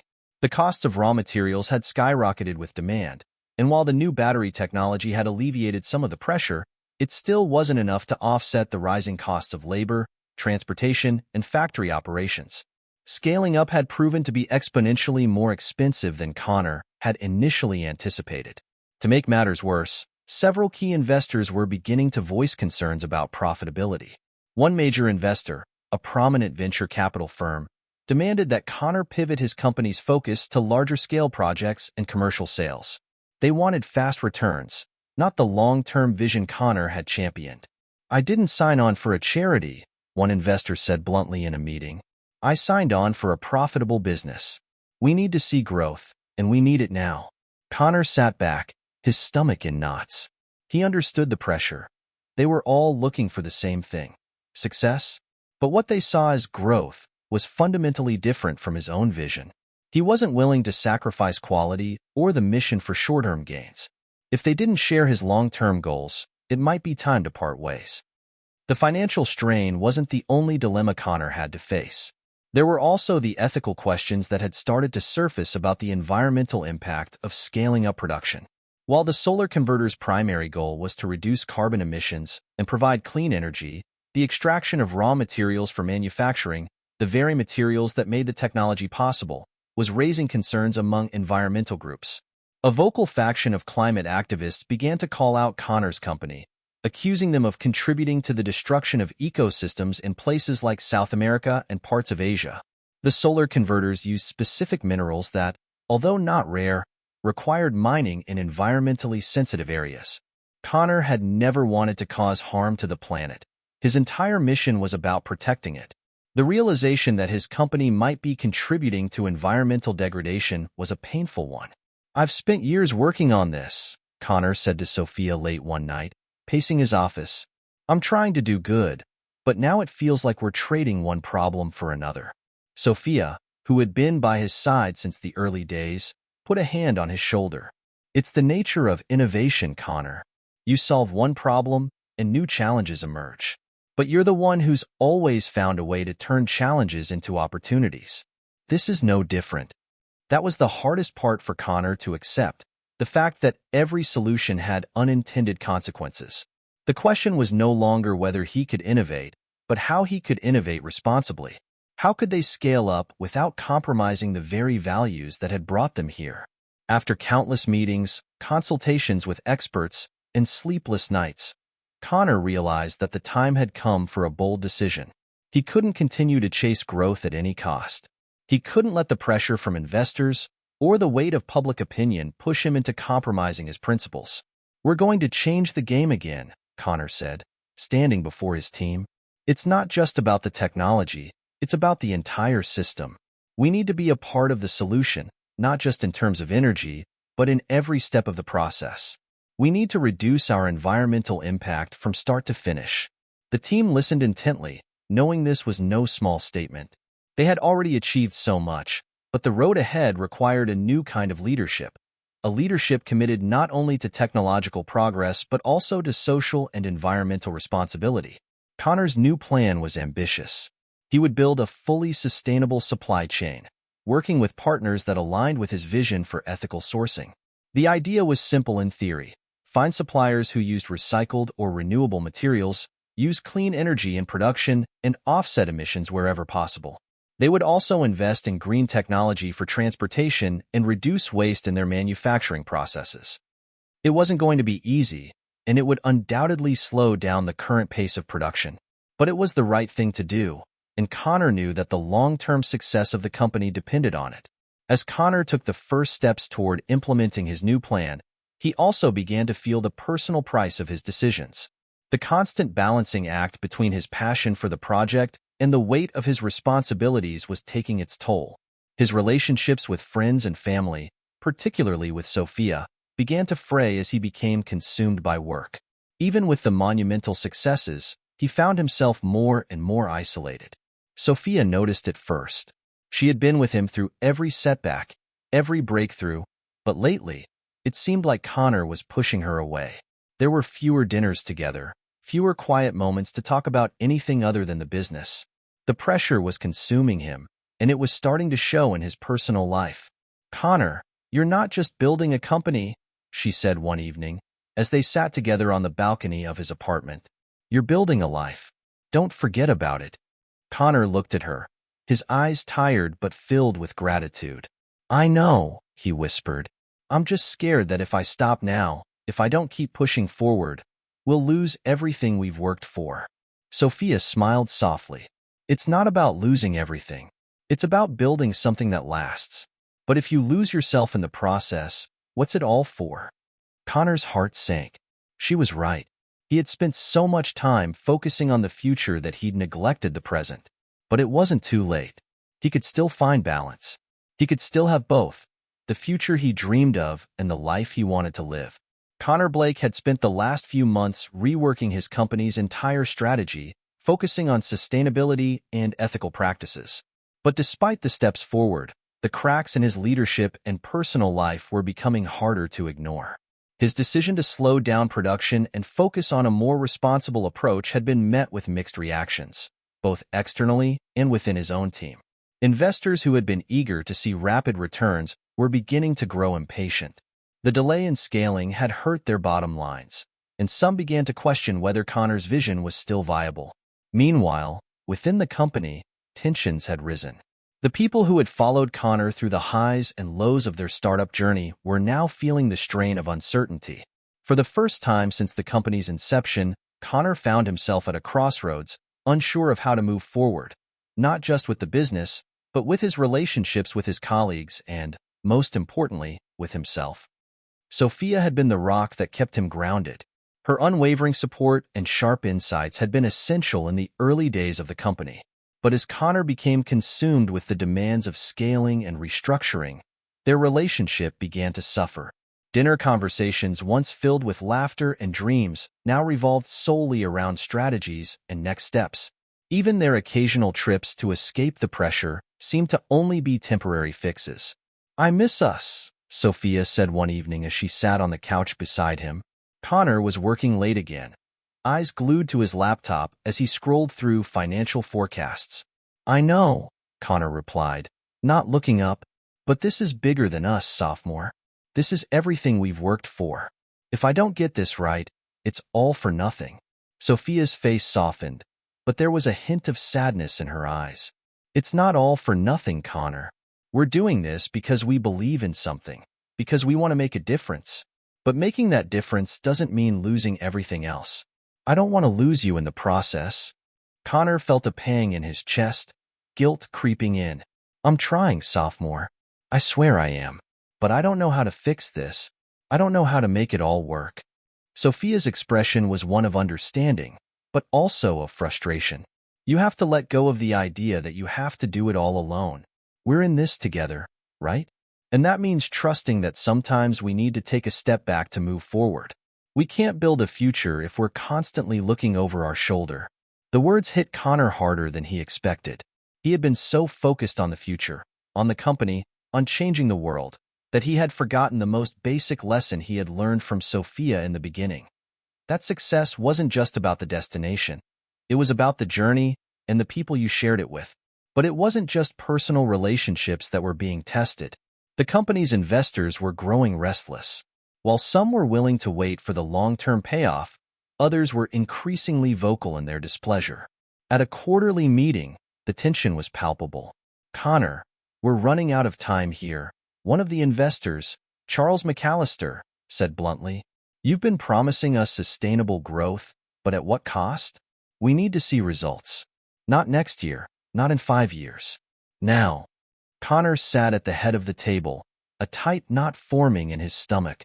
The weight of their words was suffocating.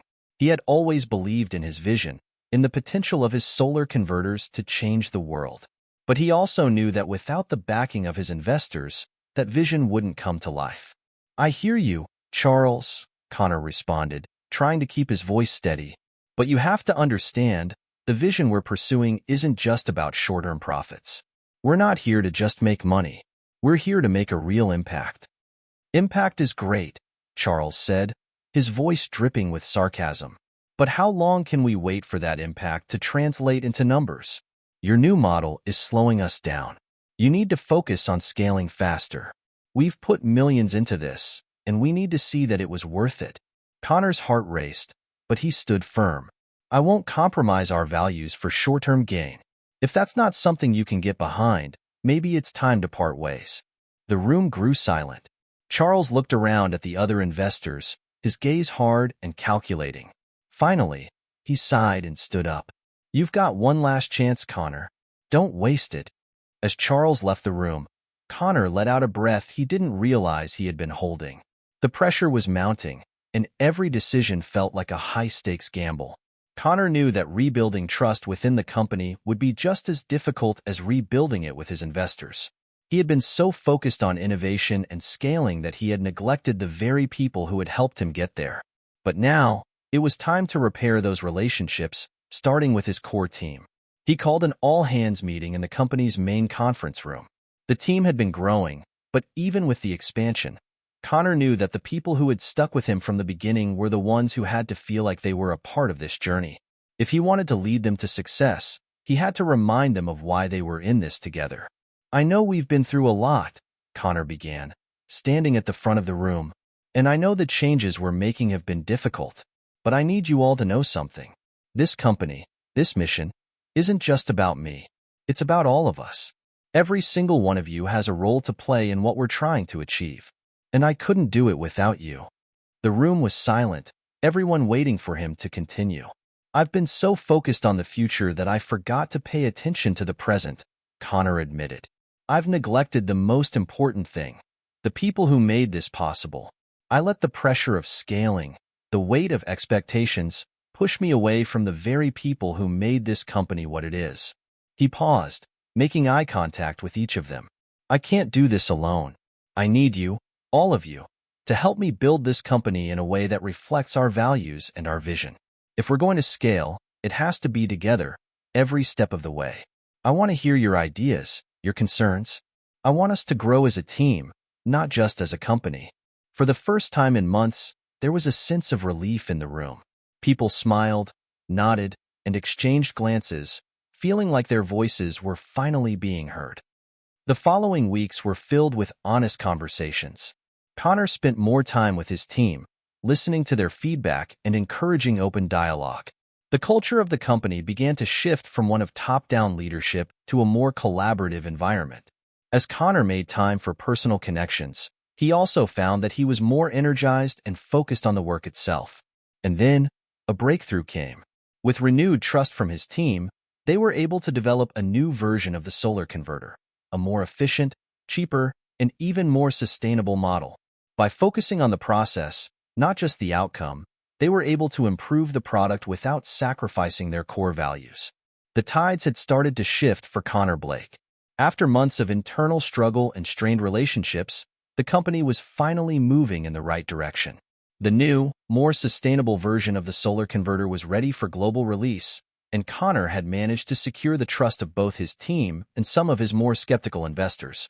But as much as the internal operations had stabilized, a new challenge was looming on the horizon, one that would test not only his business acumen but also his ability to stay true to his mission in the face of overwhelming external pressure. The opportunity came in the form of a partnership proposal from a global conglomerate, Horizon Energy, one of the largest energy companies in the world. Horizon had been keeping an eye on Connor's company for months, intrigued by the success of the solar converters and the disruptive potential they held. Now, they were offering a deal that could catapult Connor's company into international markets at an unprecedented scale. On the surface, it seemed like the golden opportunity they had all been waiting for. A way to bring clean, sustainable energy to millions of people around the world. Horizon Energy had the resources, the global supply chain, and the connections to help bring Connor's technology to every corner of the Earth. The deal would fund the final stages of their expansion, secure production capacity, and provide the international distribution network they needed to fulfill their vision. But Connor knew that nothing came without a cost. The more he thought about it, the more uneasy he felt.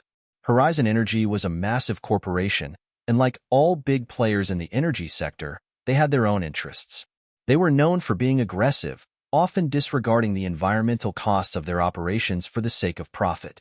Their clean energy initiatives had always been secondary to their core business of fossil fuels and natural gas. Could Connor trust them to respect his values? Or would partnering with Horizon Energy mean compromising everything he had worked for? Sophia could sense the tension in the air even before Connor brought up the Horizon Energy deal. The more they discussed it, the more complex it seemed. The potential to scale was undeniable, but so were the risks. "You know, we've always wanted to reach as many people as possible, right?" Sophia said one night as they sat on the balcony overlooking the city.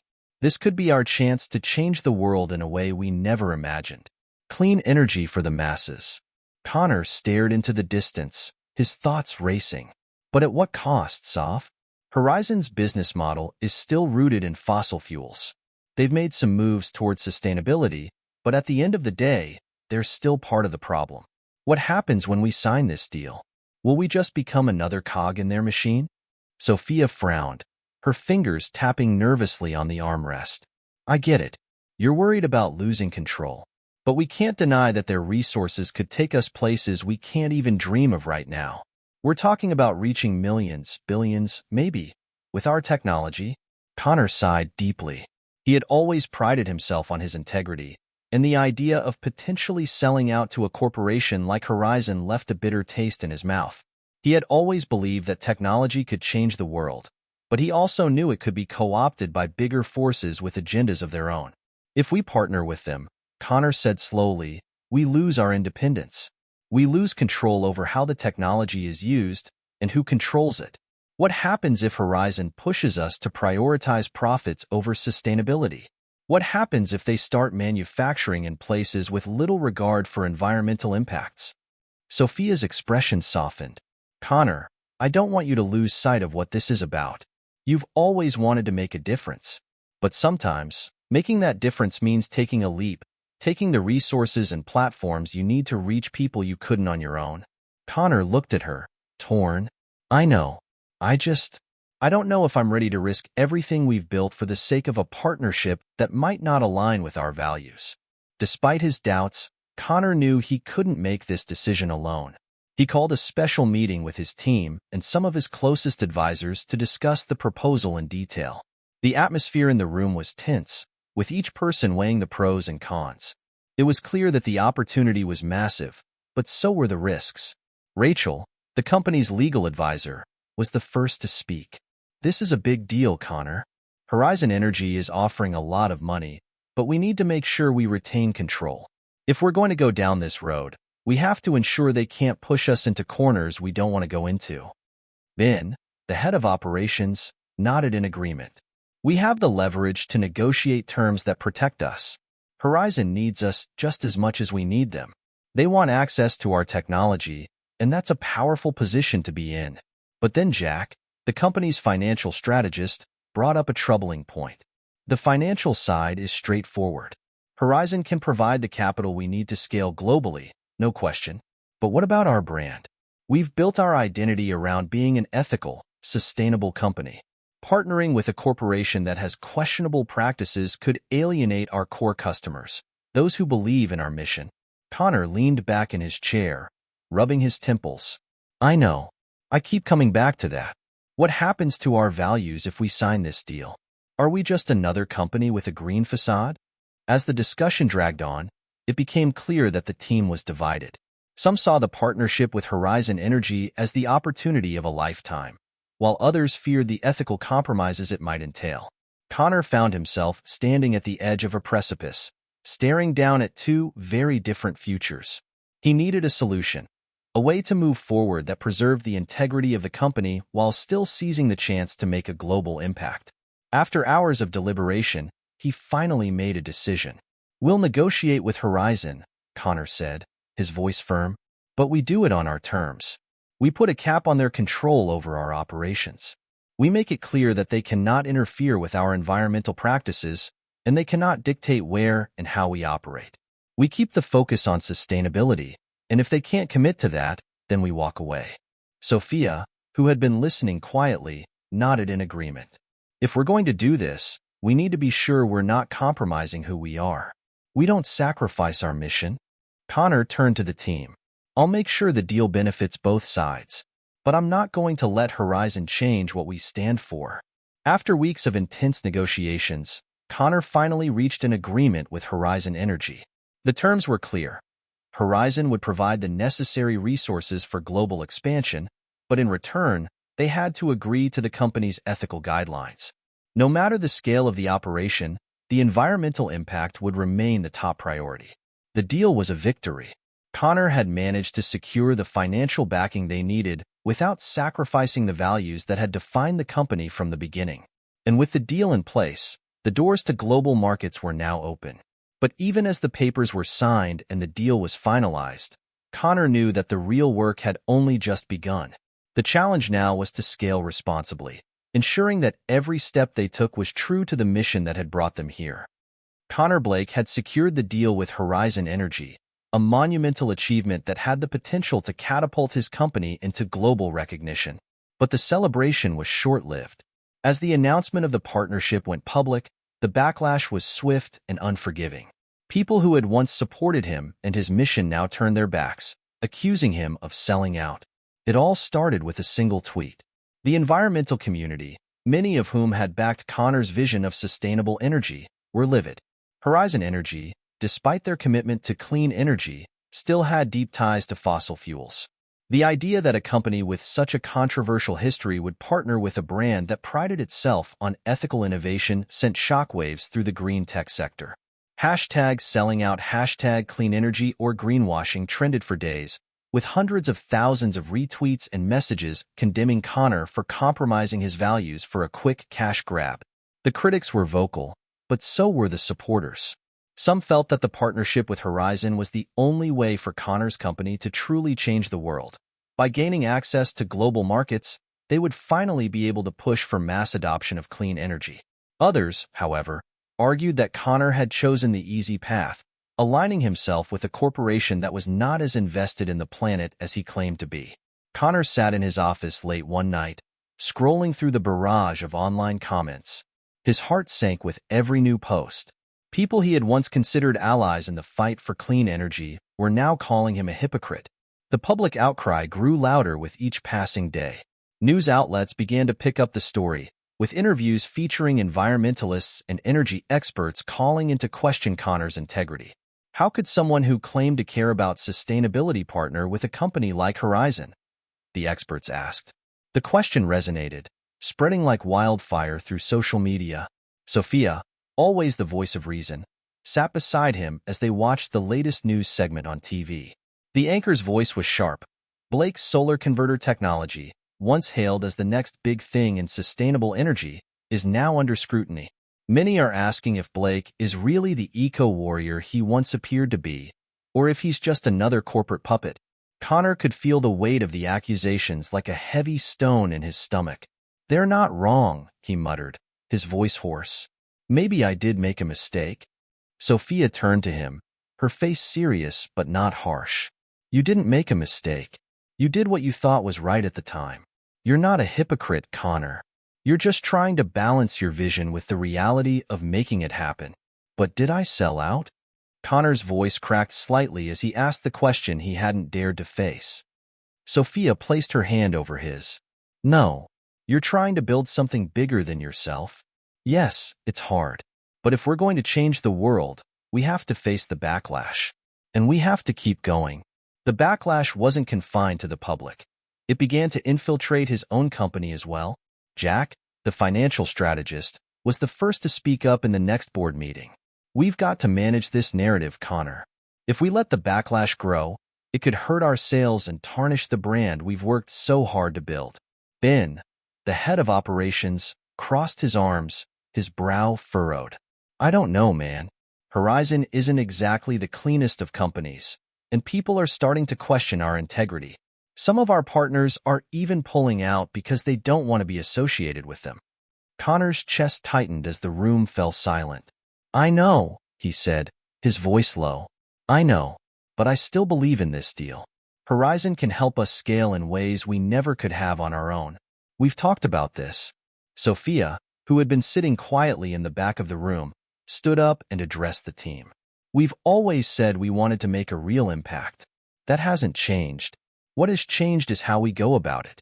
We have to find a way to stay true to our mission, even if it's messy. If we back down now, we lose everything.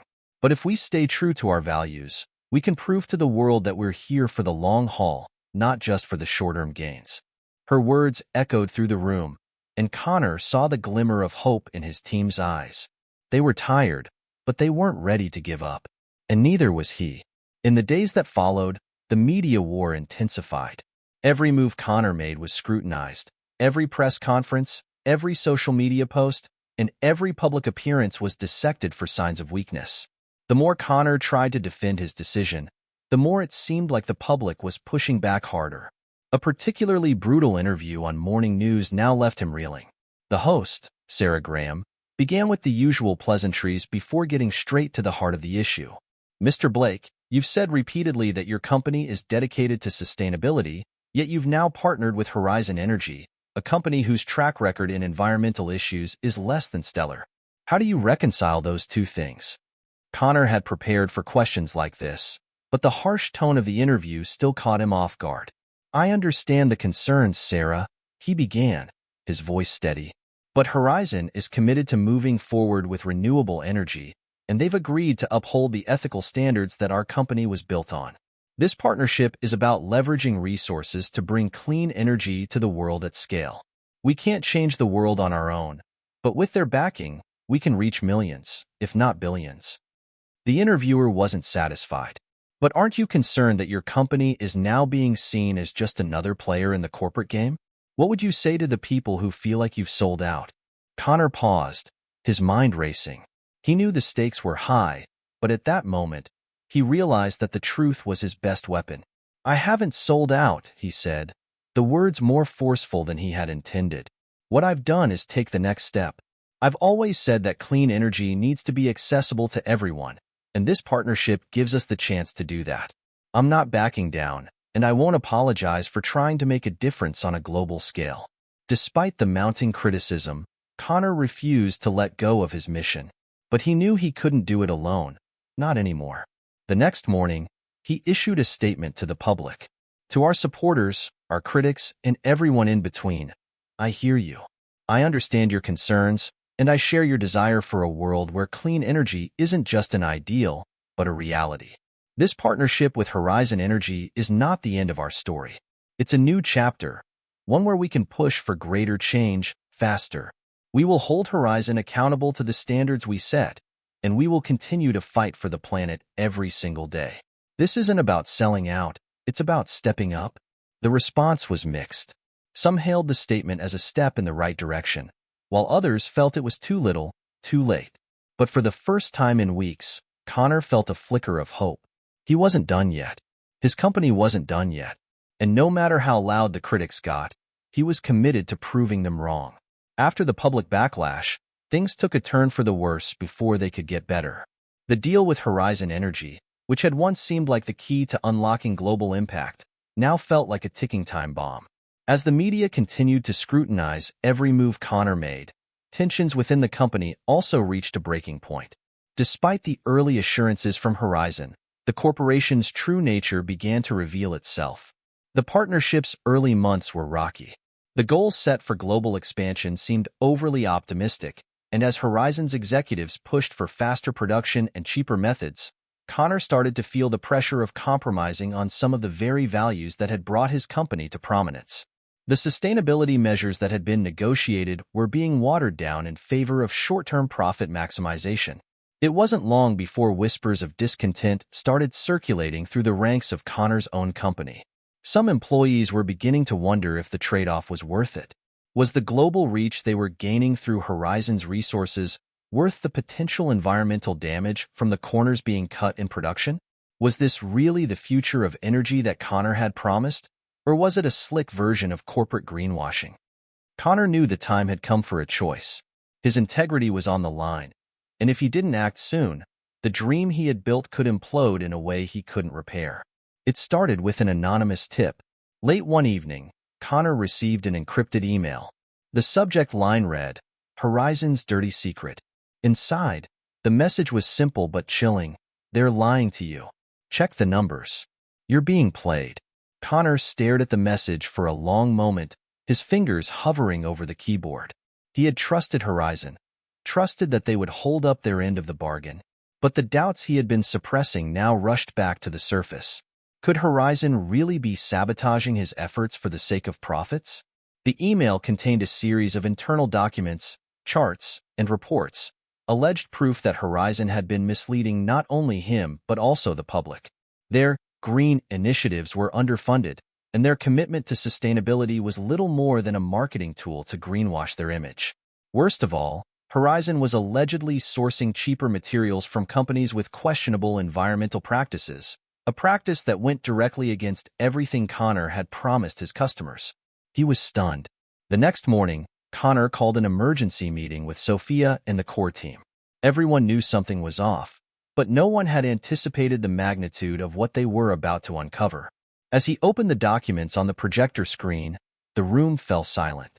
Rachel, the legal advisor, gasped as she scrolled through the financials, and Ben's face turned red with frustration. "This isn't what we agreed to," Ben muttered, shaking his head. "This is not the deal we signed up for. They're cutting corners in ways we can't ignore." Connor's stomach churned. How did they think we wouldn't find out? Sophia leaned forward, her expression hardening. "Connor, this is the test. This is where we separate who we were from who we're becoming. You have to make a decision. Do we expose them and risk the global deal falling apart, or do we play along and hope they fix this quietly? Because if we stay silent, we're complicit." Connor knew there was no easy answer. If he exposed Horizon, the deal would almost certainly collapse, and with it, their international ambitions. But if he kept quiet, he'd be sacrificing everything he believed in. "I can't ignore this," he said quietly, his voice resolute. "We're not a part of this just for the money. We have to fix this. We'll confront Horizon, and if they don't change, we'll walk away from the deal." With his heart pounding, Connor called a meeting with Horizon's top executives. It wasn't just about the money anymore. He had made a promise to his team, to the customers, and to the world. He would not back down now. Horizon's lead negotiator, Derek Sanders, answered the call, and his voice was all business, smooth and composed. "Connor, we've reviewed the reports you sent us. I want to assure you that we're taking your concerns seriously. However, you need to understand that the business world is not a perfect place. We're all trying to do the best we can with the resources available." "I don't want excuses, Derek," Connor shot back, his voice sharp. "I want solutions. We have a deal. But if Horizon doesn't meet its commitments, we're walking away. I'm giving you one chance to make this right." There was a long pause on the line. Finally, Derek spoke. "Connor, you need to think long and hard about the consequences of your actions. Walking away from this deal would mean giving up on the global opportunity you've dreamed of. Don't throw it all away over a few mistakes." But Connor didn't back down. "This isn't about a few mistakes, Derek. This is about doing what's right. We've built this company on integrity. If Horizon can't live up to that standard, then we're done." The confrontation didn't go as Connor had hoped. Horizon was dismissive of his concerns, promising vague actions without clear commitments. The response was calculated and evasive, with no real effort to address the issues at hand. As he hung up the phone, Connor knew what he had to do. "We're out," he said to Sophia, Rachel, and Ben, his voice unwavering. "I'm calling it. If they can't fix this, then we walk away from the deal.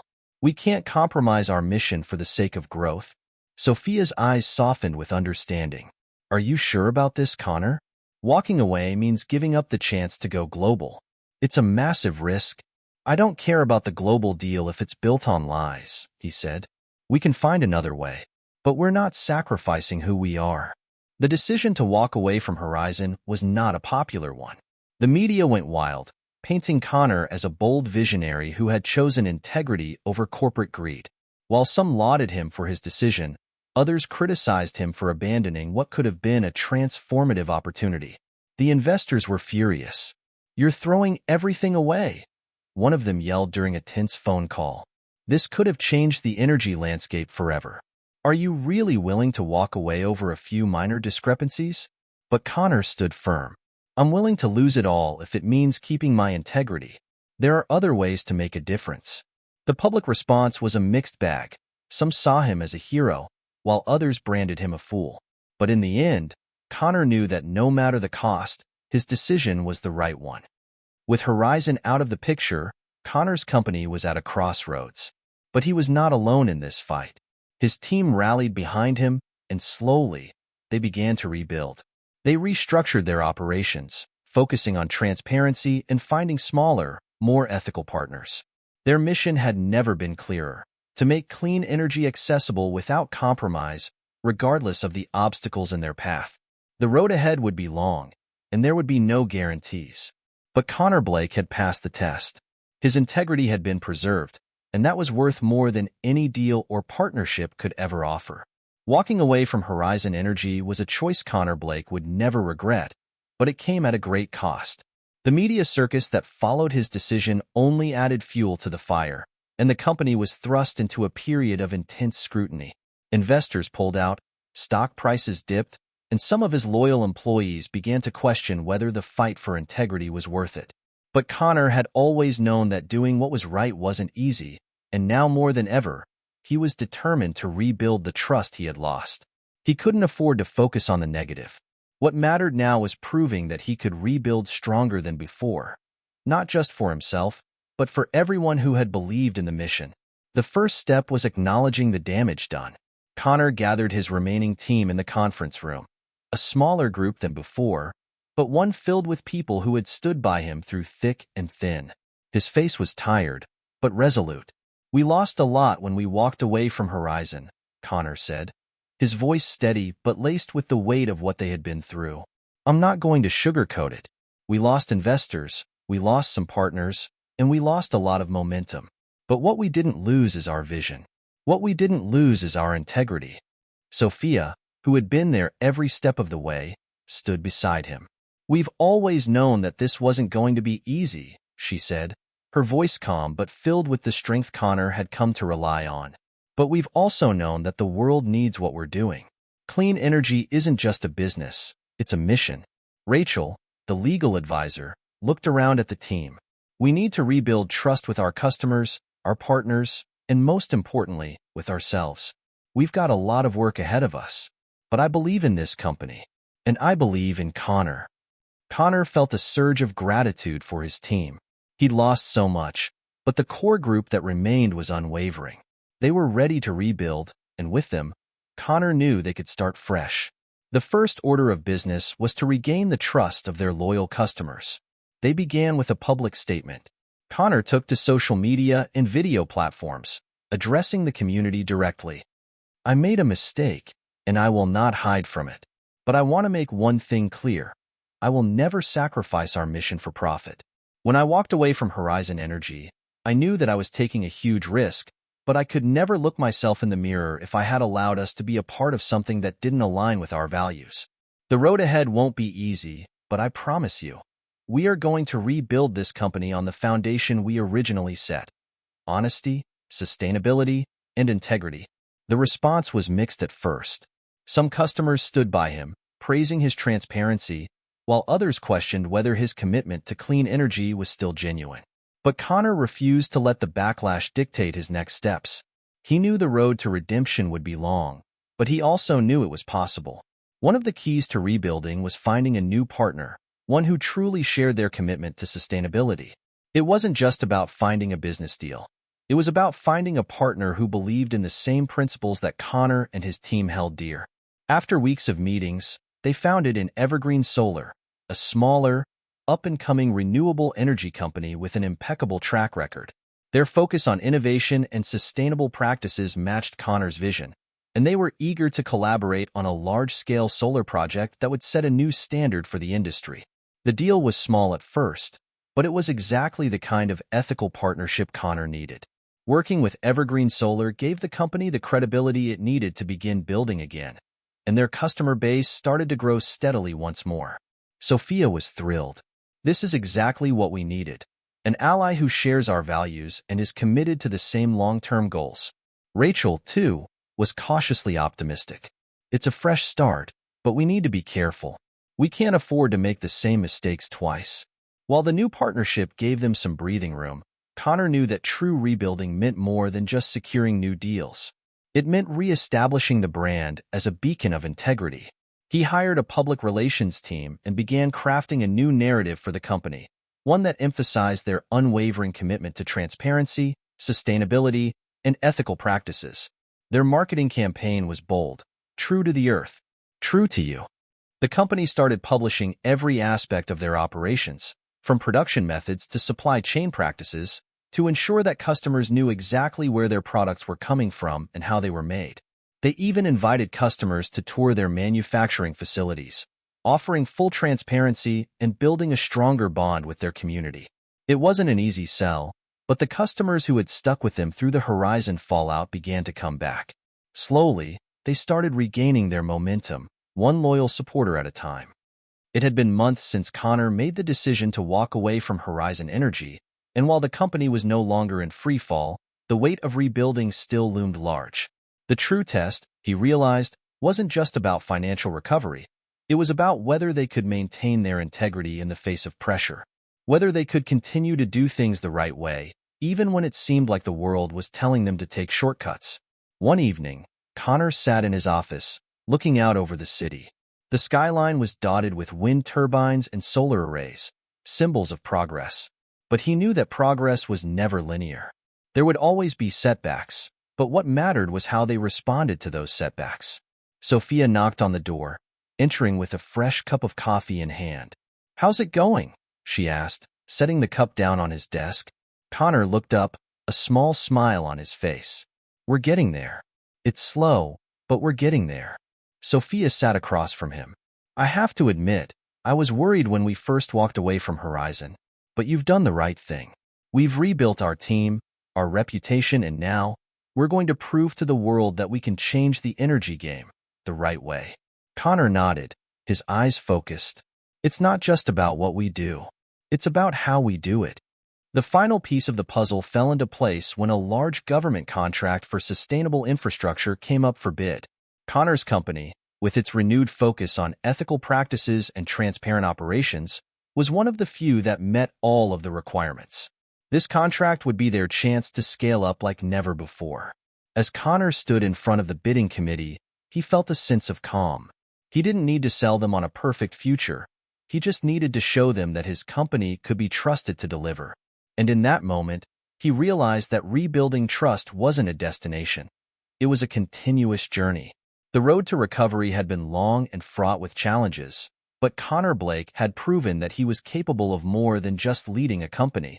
He was capable of redefining the very principles on which it stood.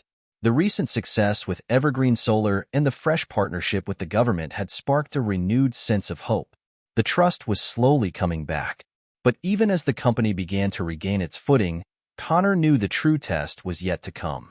A deal was on the table, one that could either solidify his company's place in the clean energy revolution or send it crashing back down if they weren't careful.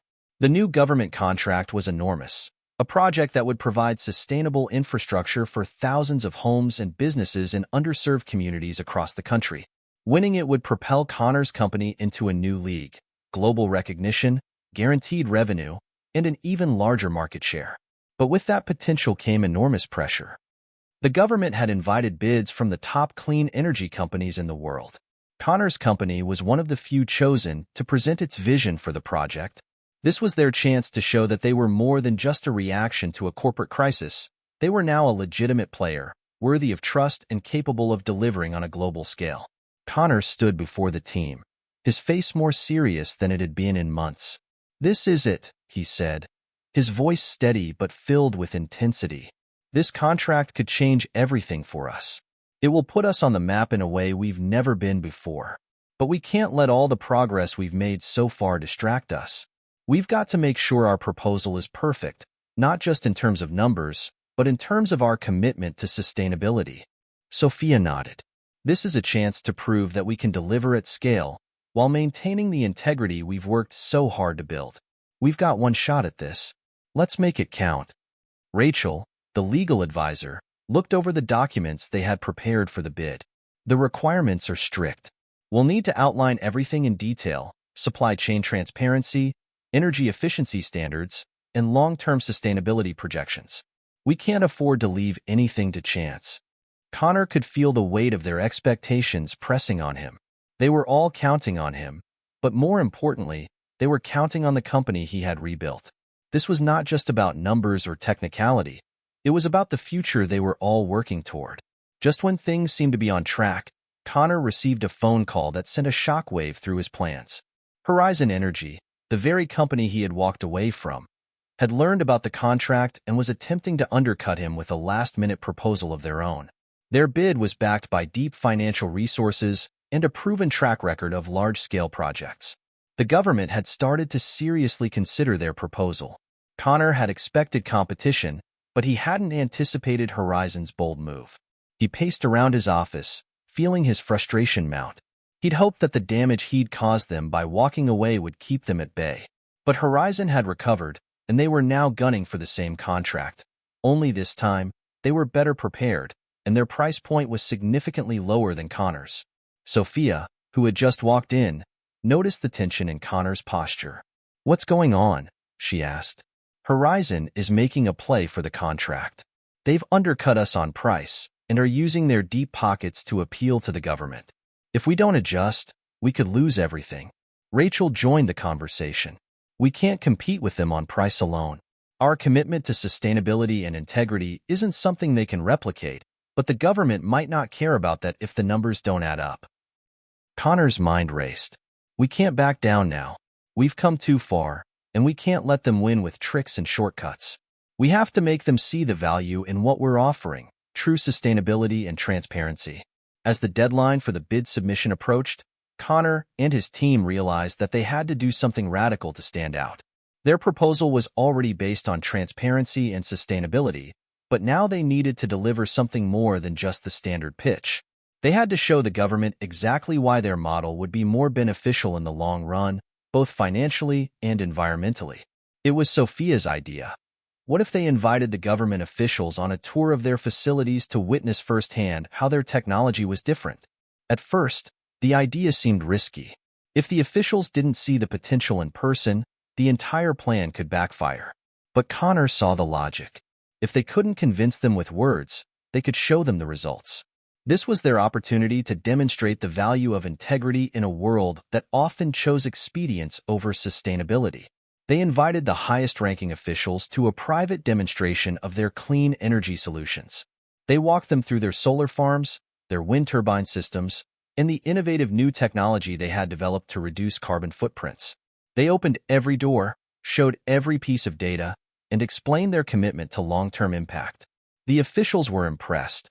But was it enough to beat Horizon's financial power and deep-pocketed resources?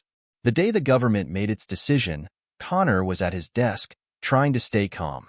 His phone buzzed. A message from Sophia. "They're calling. It's time." He took a deep breath and dialed in for the call. The voice on the other end was one he had been waiting for, Rebecca Thornton, the head of the government's energy department.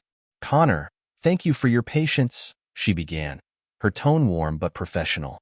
"We've had a chance to thoroughly review all the bids, and we appreciate the effort your team put into your proposal." Connor's heart was pounding. "And we've chosen your company for the contract," she said. "While Horizon presented a solid financial offer, your commitment to long-term sustainability, transparency, and the ability to deliver on your promises impressed us. You've proven that your company isn't just about cutting costs. It's about creating a real, lasting impact. We're confident that your team can deliver what we need." Connor let out a breath he didn't even realize he was holding. The relief washed over him in waves. "Thank you," he said, his voice barely above a whisper. "We won't let you down." It was a victory not just for Connor, but for everyone who had stuck with him. They had faced down their biggest obstacle yet, and they had won. Not because they were the cheapest, but because they were the best. They had proven that integrity, even in a world full of shortcuts, was still the most powerful weapon in their arsenal. As Connor hung up the phone, he turned to his team. The room erupted in cheers, and for a moment, it felt like everything had come full circle. They had overcome the biggest challenge of their careers, but they all knew this victory was just the beginning. The real work was ahead of them, but they had earned the right to keep fighting. The announcement that Connor Blake's company had secured the government contract sent waves through the clean energy sector. It wasn't just the scale of the project that caught everyone's attention. It was the fact that the company had won through a commitment to integrity, sustainability, and transparency. The same values that had once seemed like weaknesses in the cutthroat corporate world had now become the company's greatest strength.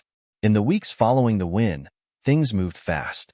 The team worked tirelessly to put plans into action, ensuring that they could meet the project's ambitious deadlines. But more than just the technical challenges, Connor knew that this moment marked a turning point, not just for his company, but for the entire clean energy industry. They weren't just participating in the future of energy, they were leading it. With the government contract secured, Connor and his team faced a new set of challenges: scaling up. They had already proven that they could deliver on a smaller scale, but this was different. They needed to rapidly increase production, hire more talent, and build the infrastructure required to handle a project of this magnitude. Connor called an emergency board meeting. As they sat around the table, he could feel the weight of responsibility on his shoulders. "This is our moment," he began, his voice steady but serious. "But scaling up means we have to stay true to our principles. We can't cut corners, and we can't sacrifice the quality of what we do. We're setting a new standard for this industry, and we need to lead by example." Sophia nodded in agreement. "We're in the driver's seat now, Connor. But that means we also have to be strategic. We need the right partners, the right talent, and we have to ensure that our supply chain is as sustainable as the products we're making." Rachel, who had been closely involved in legal matters, added, "There will be more eyes on us than ever before. We've already proven that we can be trusted, but now we need to show that we can deliver at scale without compromising." Connor looked around the table at his team. The fear of failure still lingered in his chest, but it was now tempered with something stronger: hope. "We can do this. We've got the expertise, the vision, and the commitment to make this happen. Let's show the world that a company built on integrity can lead the way." One of the first steps to scaling up was hiring. But this time, Connor knew they had to be careful about who they brought on. They couldn't afford to just hire anyone. They needed people who were not only skilled but who understood the company's values and vision. They expanded the HR team and began a rigorous recruiting process, reaching out to top universities, industry professionals, and experts in clean energy technology. The goal was simple: bring in people who believed in the mission, who were passionate about sustainability, and who could be trusted to carry the company's vision forward. It was an intense few months, but by the end of it, they had built a team that could scale with the company, one that shared Connor's commitment to integrity and vision for a better future. As the company grew, so did its opportunities. With the government contract now underway, the company attracted international attention. Investors were eager to jump on board, and new opportunities began presenting themselves all over the world. It was a whirlwind of activity, but Connor stayed focused.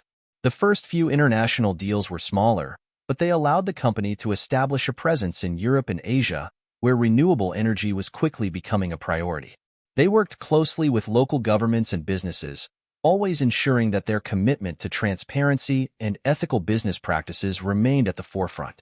Sophia was particularly excited about a partnership with a German renewable energy firm. "This is it, Connor. This could be the first step toward making our technology the global standard." Connor smiled, but his mind was already racing ahead. "We've got to take this slow. We can't rush. If we scale too fast without the infrastructure, it'll all come crashing down. Let's focus on making sure we deliver exactly what we've promised in the government contract first, then we can grow at the right pace." As the company's success continued, Connor found himself juggling not just the future of his business, but also the relationships that mattered most. He hadn't forgotten the personal sacrifices he'd made, the friends who had stood by him through thick and thin, or the lessons he had learned along the way. He made sure to spend time with his family, reminding them of the importance of balance. It wasn't always easy. There were late nights at the office, endless meetings, and constant travel. But he knew that without his family's support, he wouldn't be where he was today. Rachel had become a close friend during the rebuild, and their shared history had deepened their bond. One evening after work, they sat on the rooftop of their office building, looking out over the city. "I still remember the moment you left Horizon," Rachel said, taking a sip of her coffee. "Everyone thought you were crazy, but now look at us. It feels surreal." Connor chuckled. "Yeah, it wasn't easy, but every step was worth it. We've rebuilt from nothing, and not just the company. We've rebuilt our reputation, our values, and our sense of purpose." Rachel smiled. "And we're just getting started." As Connor looked out over the skyline, the lights of the city shining below him, he felt a deep sense of accomplishment, but also a sense of urgency. The world was changing faster than anyone had anticipated, and the clean energy revolution was just getting started. Connor knew that his company wasn't just going to be a player in this new world. It was going to be a leader.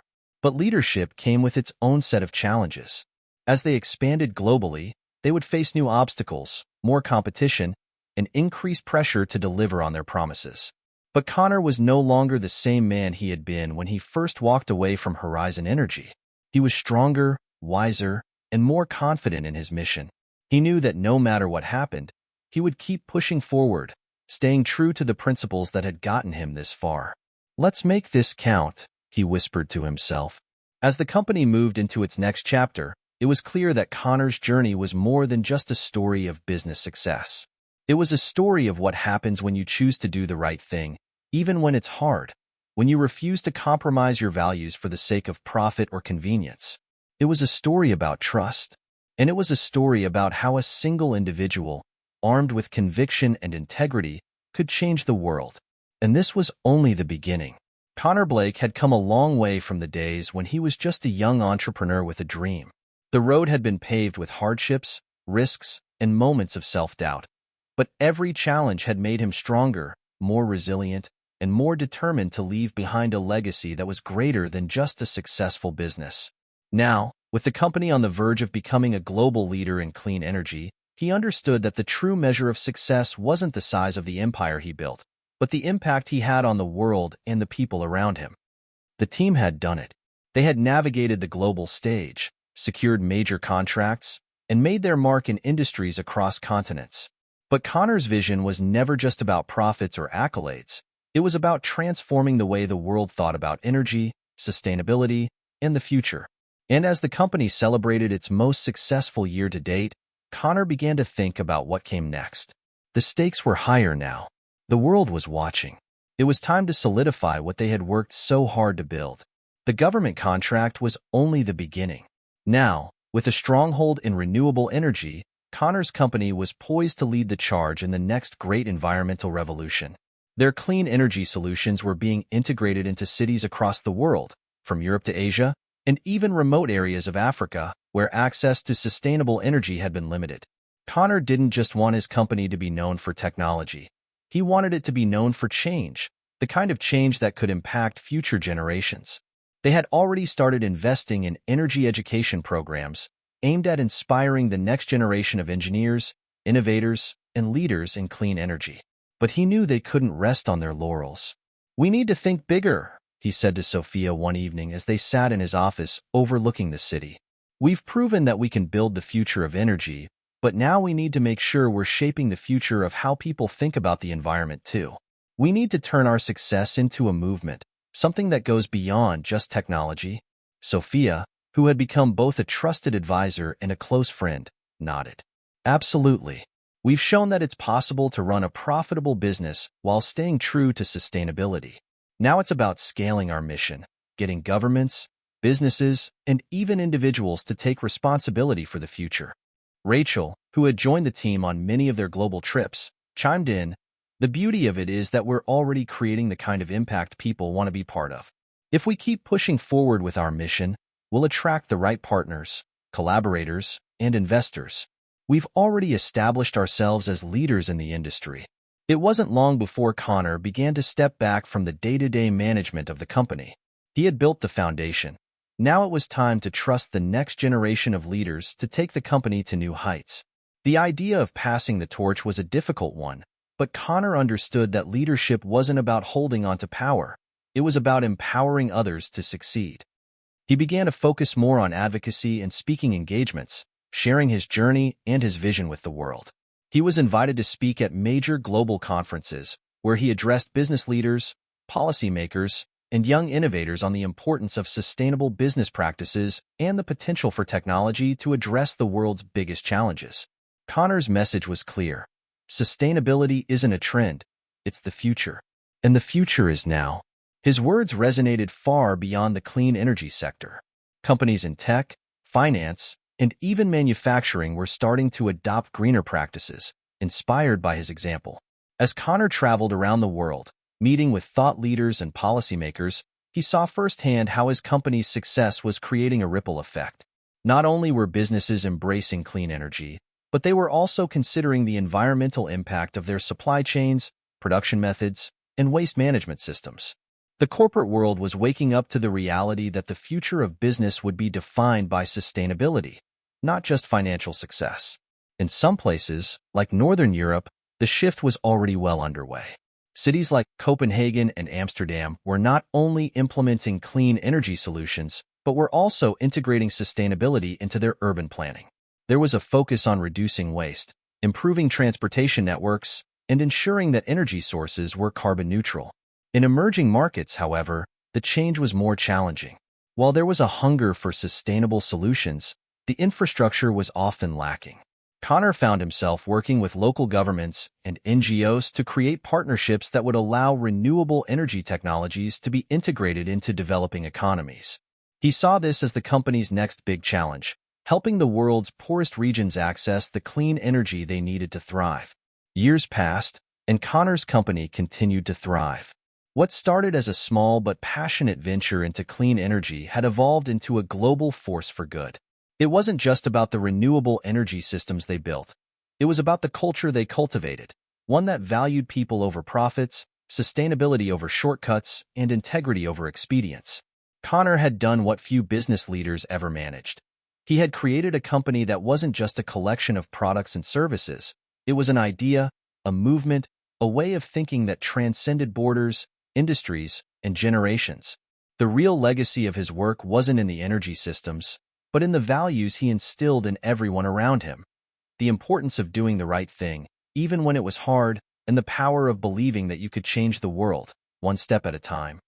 One evening, as Connor sat on the balcony of his home, watching the sun set over the horizon, he felt an overwhelming sense of peace. He had made it, not just to the top of the business world, but to a place where he knew that everything he had worked for, every sacrifice, every failure, and every triumph had been worth it. He thought about the moment when he first started the company, all those years ago. He had no idea where the journey would take him. But now, with the world in a better place thanks to the work his company had done, he knew that the impact of his choices had reached farther than he ever could have imagined. And it wasn't just about the accolades or the recognition. It was about the legacy that would live on long after he was gone. It was about knowing that the next generation of leaders would take what he had started and build on it, making the world a better, cleaner, and more sustainable place. Connor's story was one of redemption, vision, and, most of all, unwavering integrity. He had proved that doing the right thing was not just the moral choice, it was the smart choice. And as he passed the torch to the next generation of leaders, he did so with a simple, powerful message. The future belongs to those who are willing to believe in it, who are willing to work for it, fight for it, and build it with integrity. The choices we make today define the world we leave behind. As we wrap up this journey with Connor Blake, we want to hear from you. What legacy do you hope to leave behind? How do you think businesses can continue to make a difference in the fight against climate change? Share your thoughts in the comments below.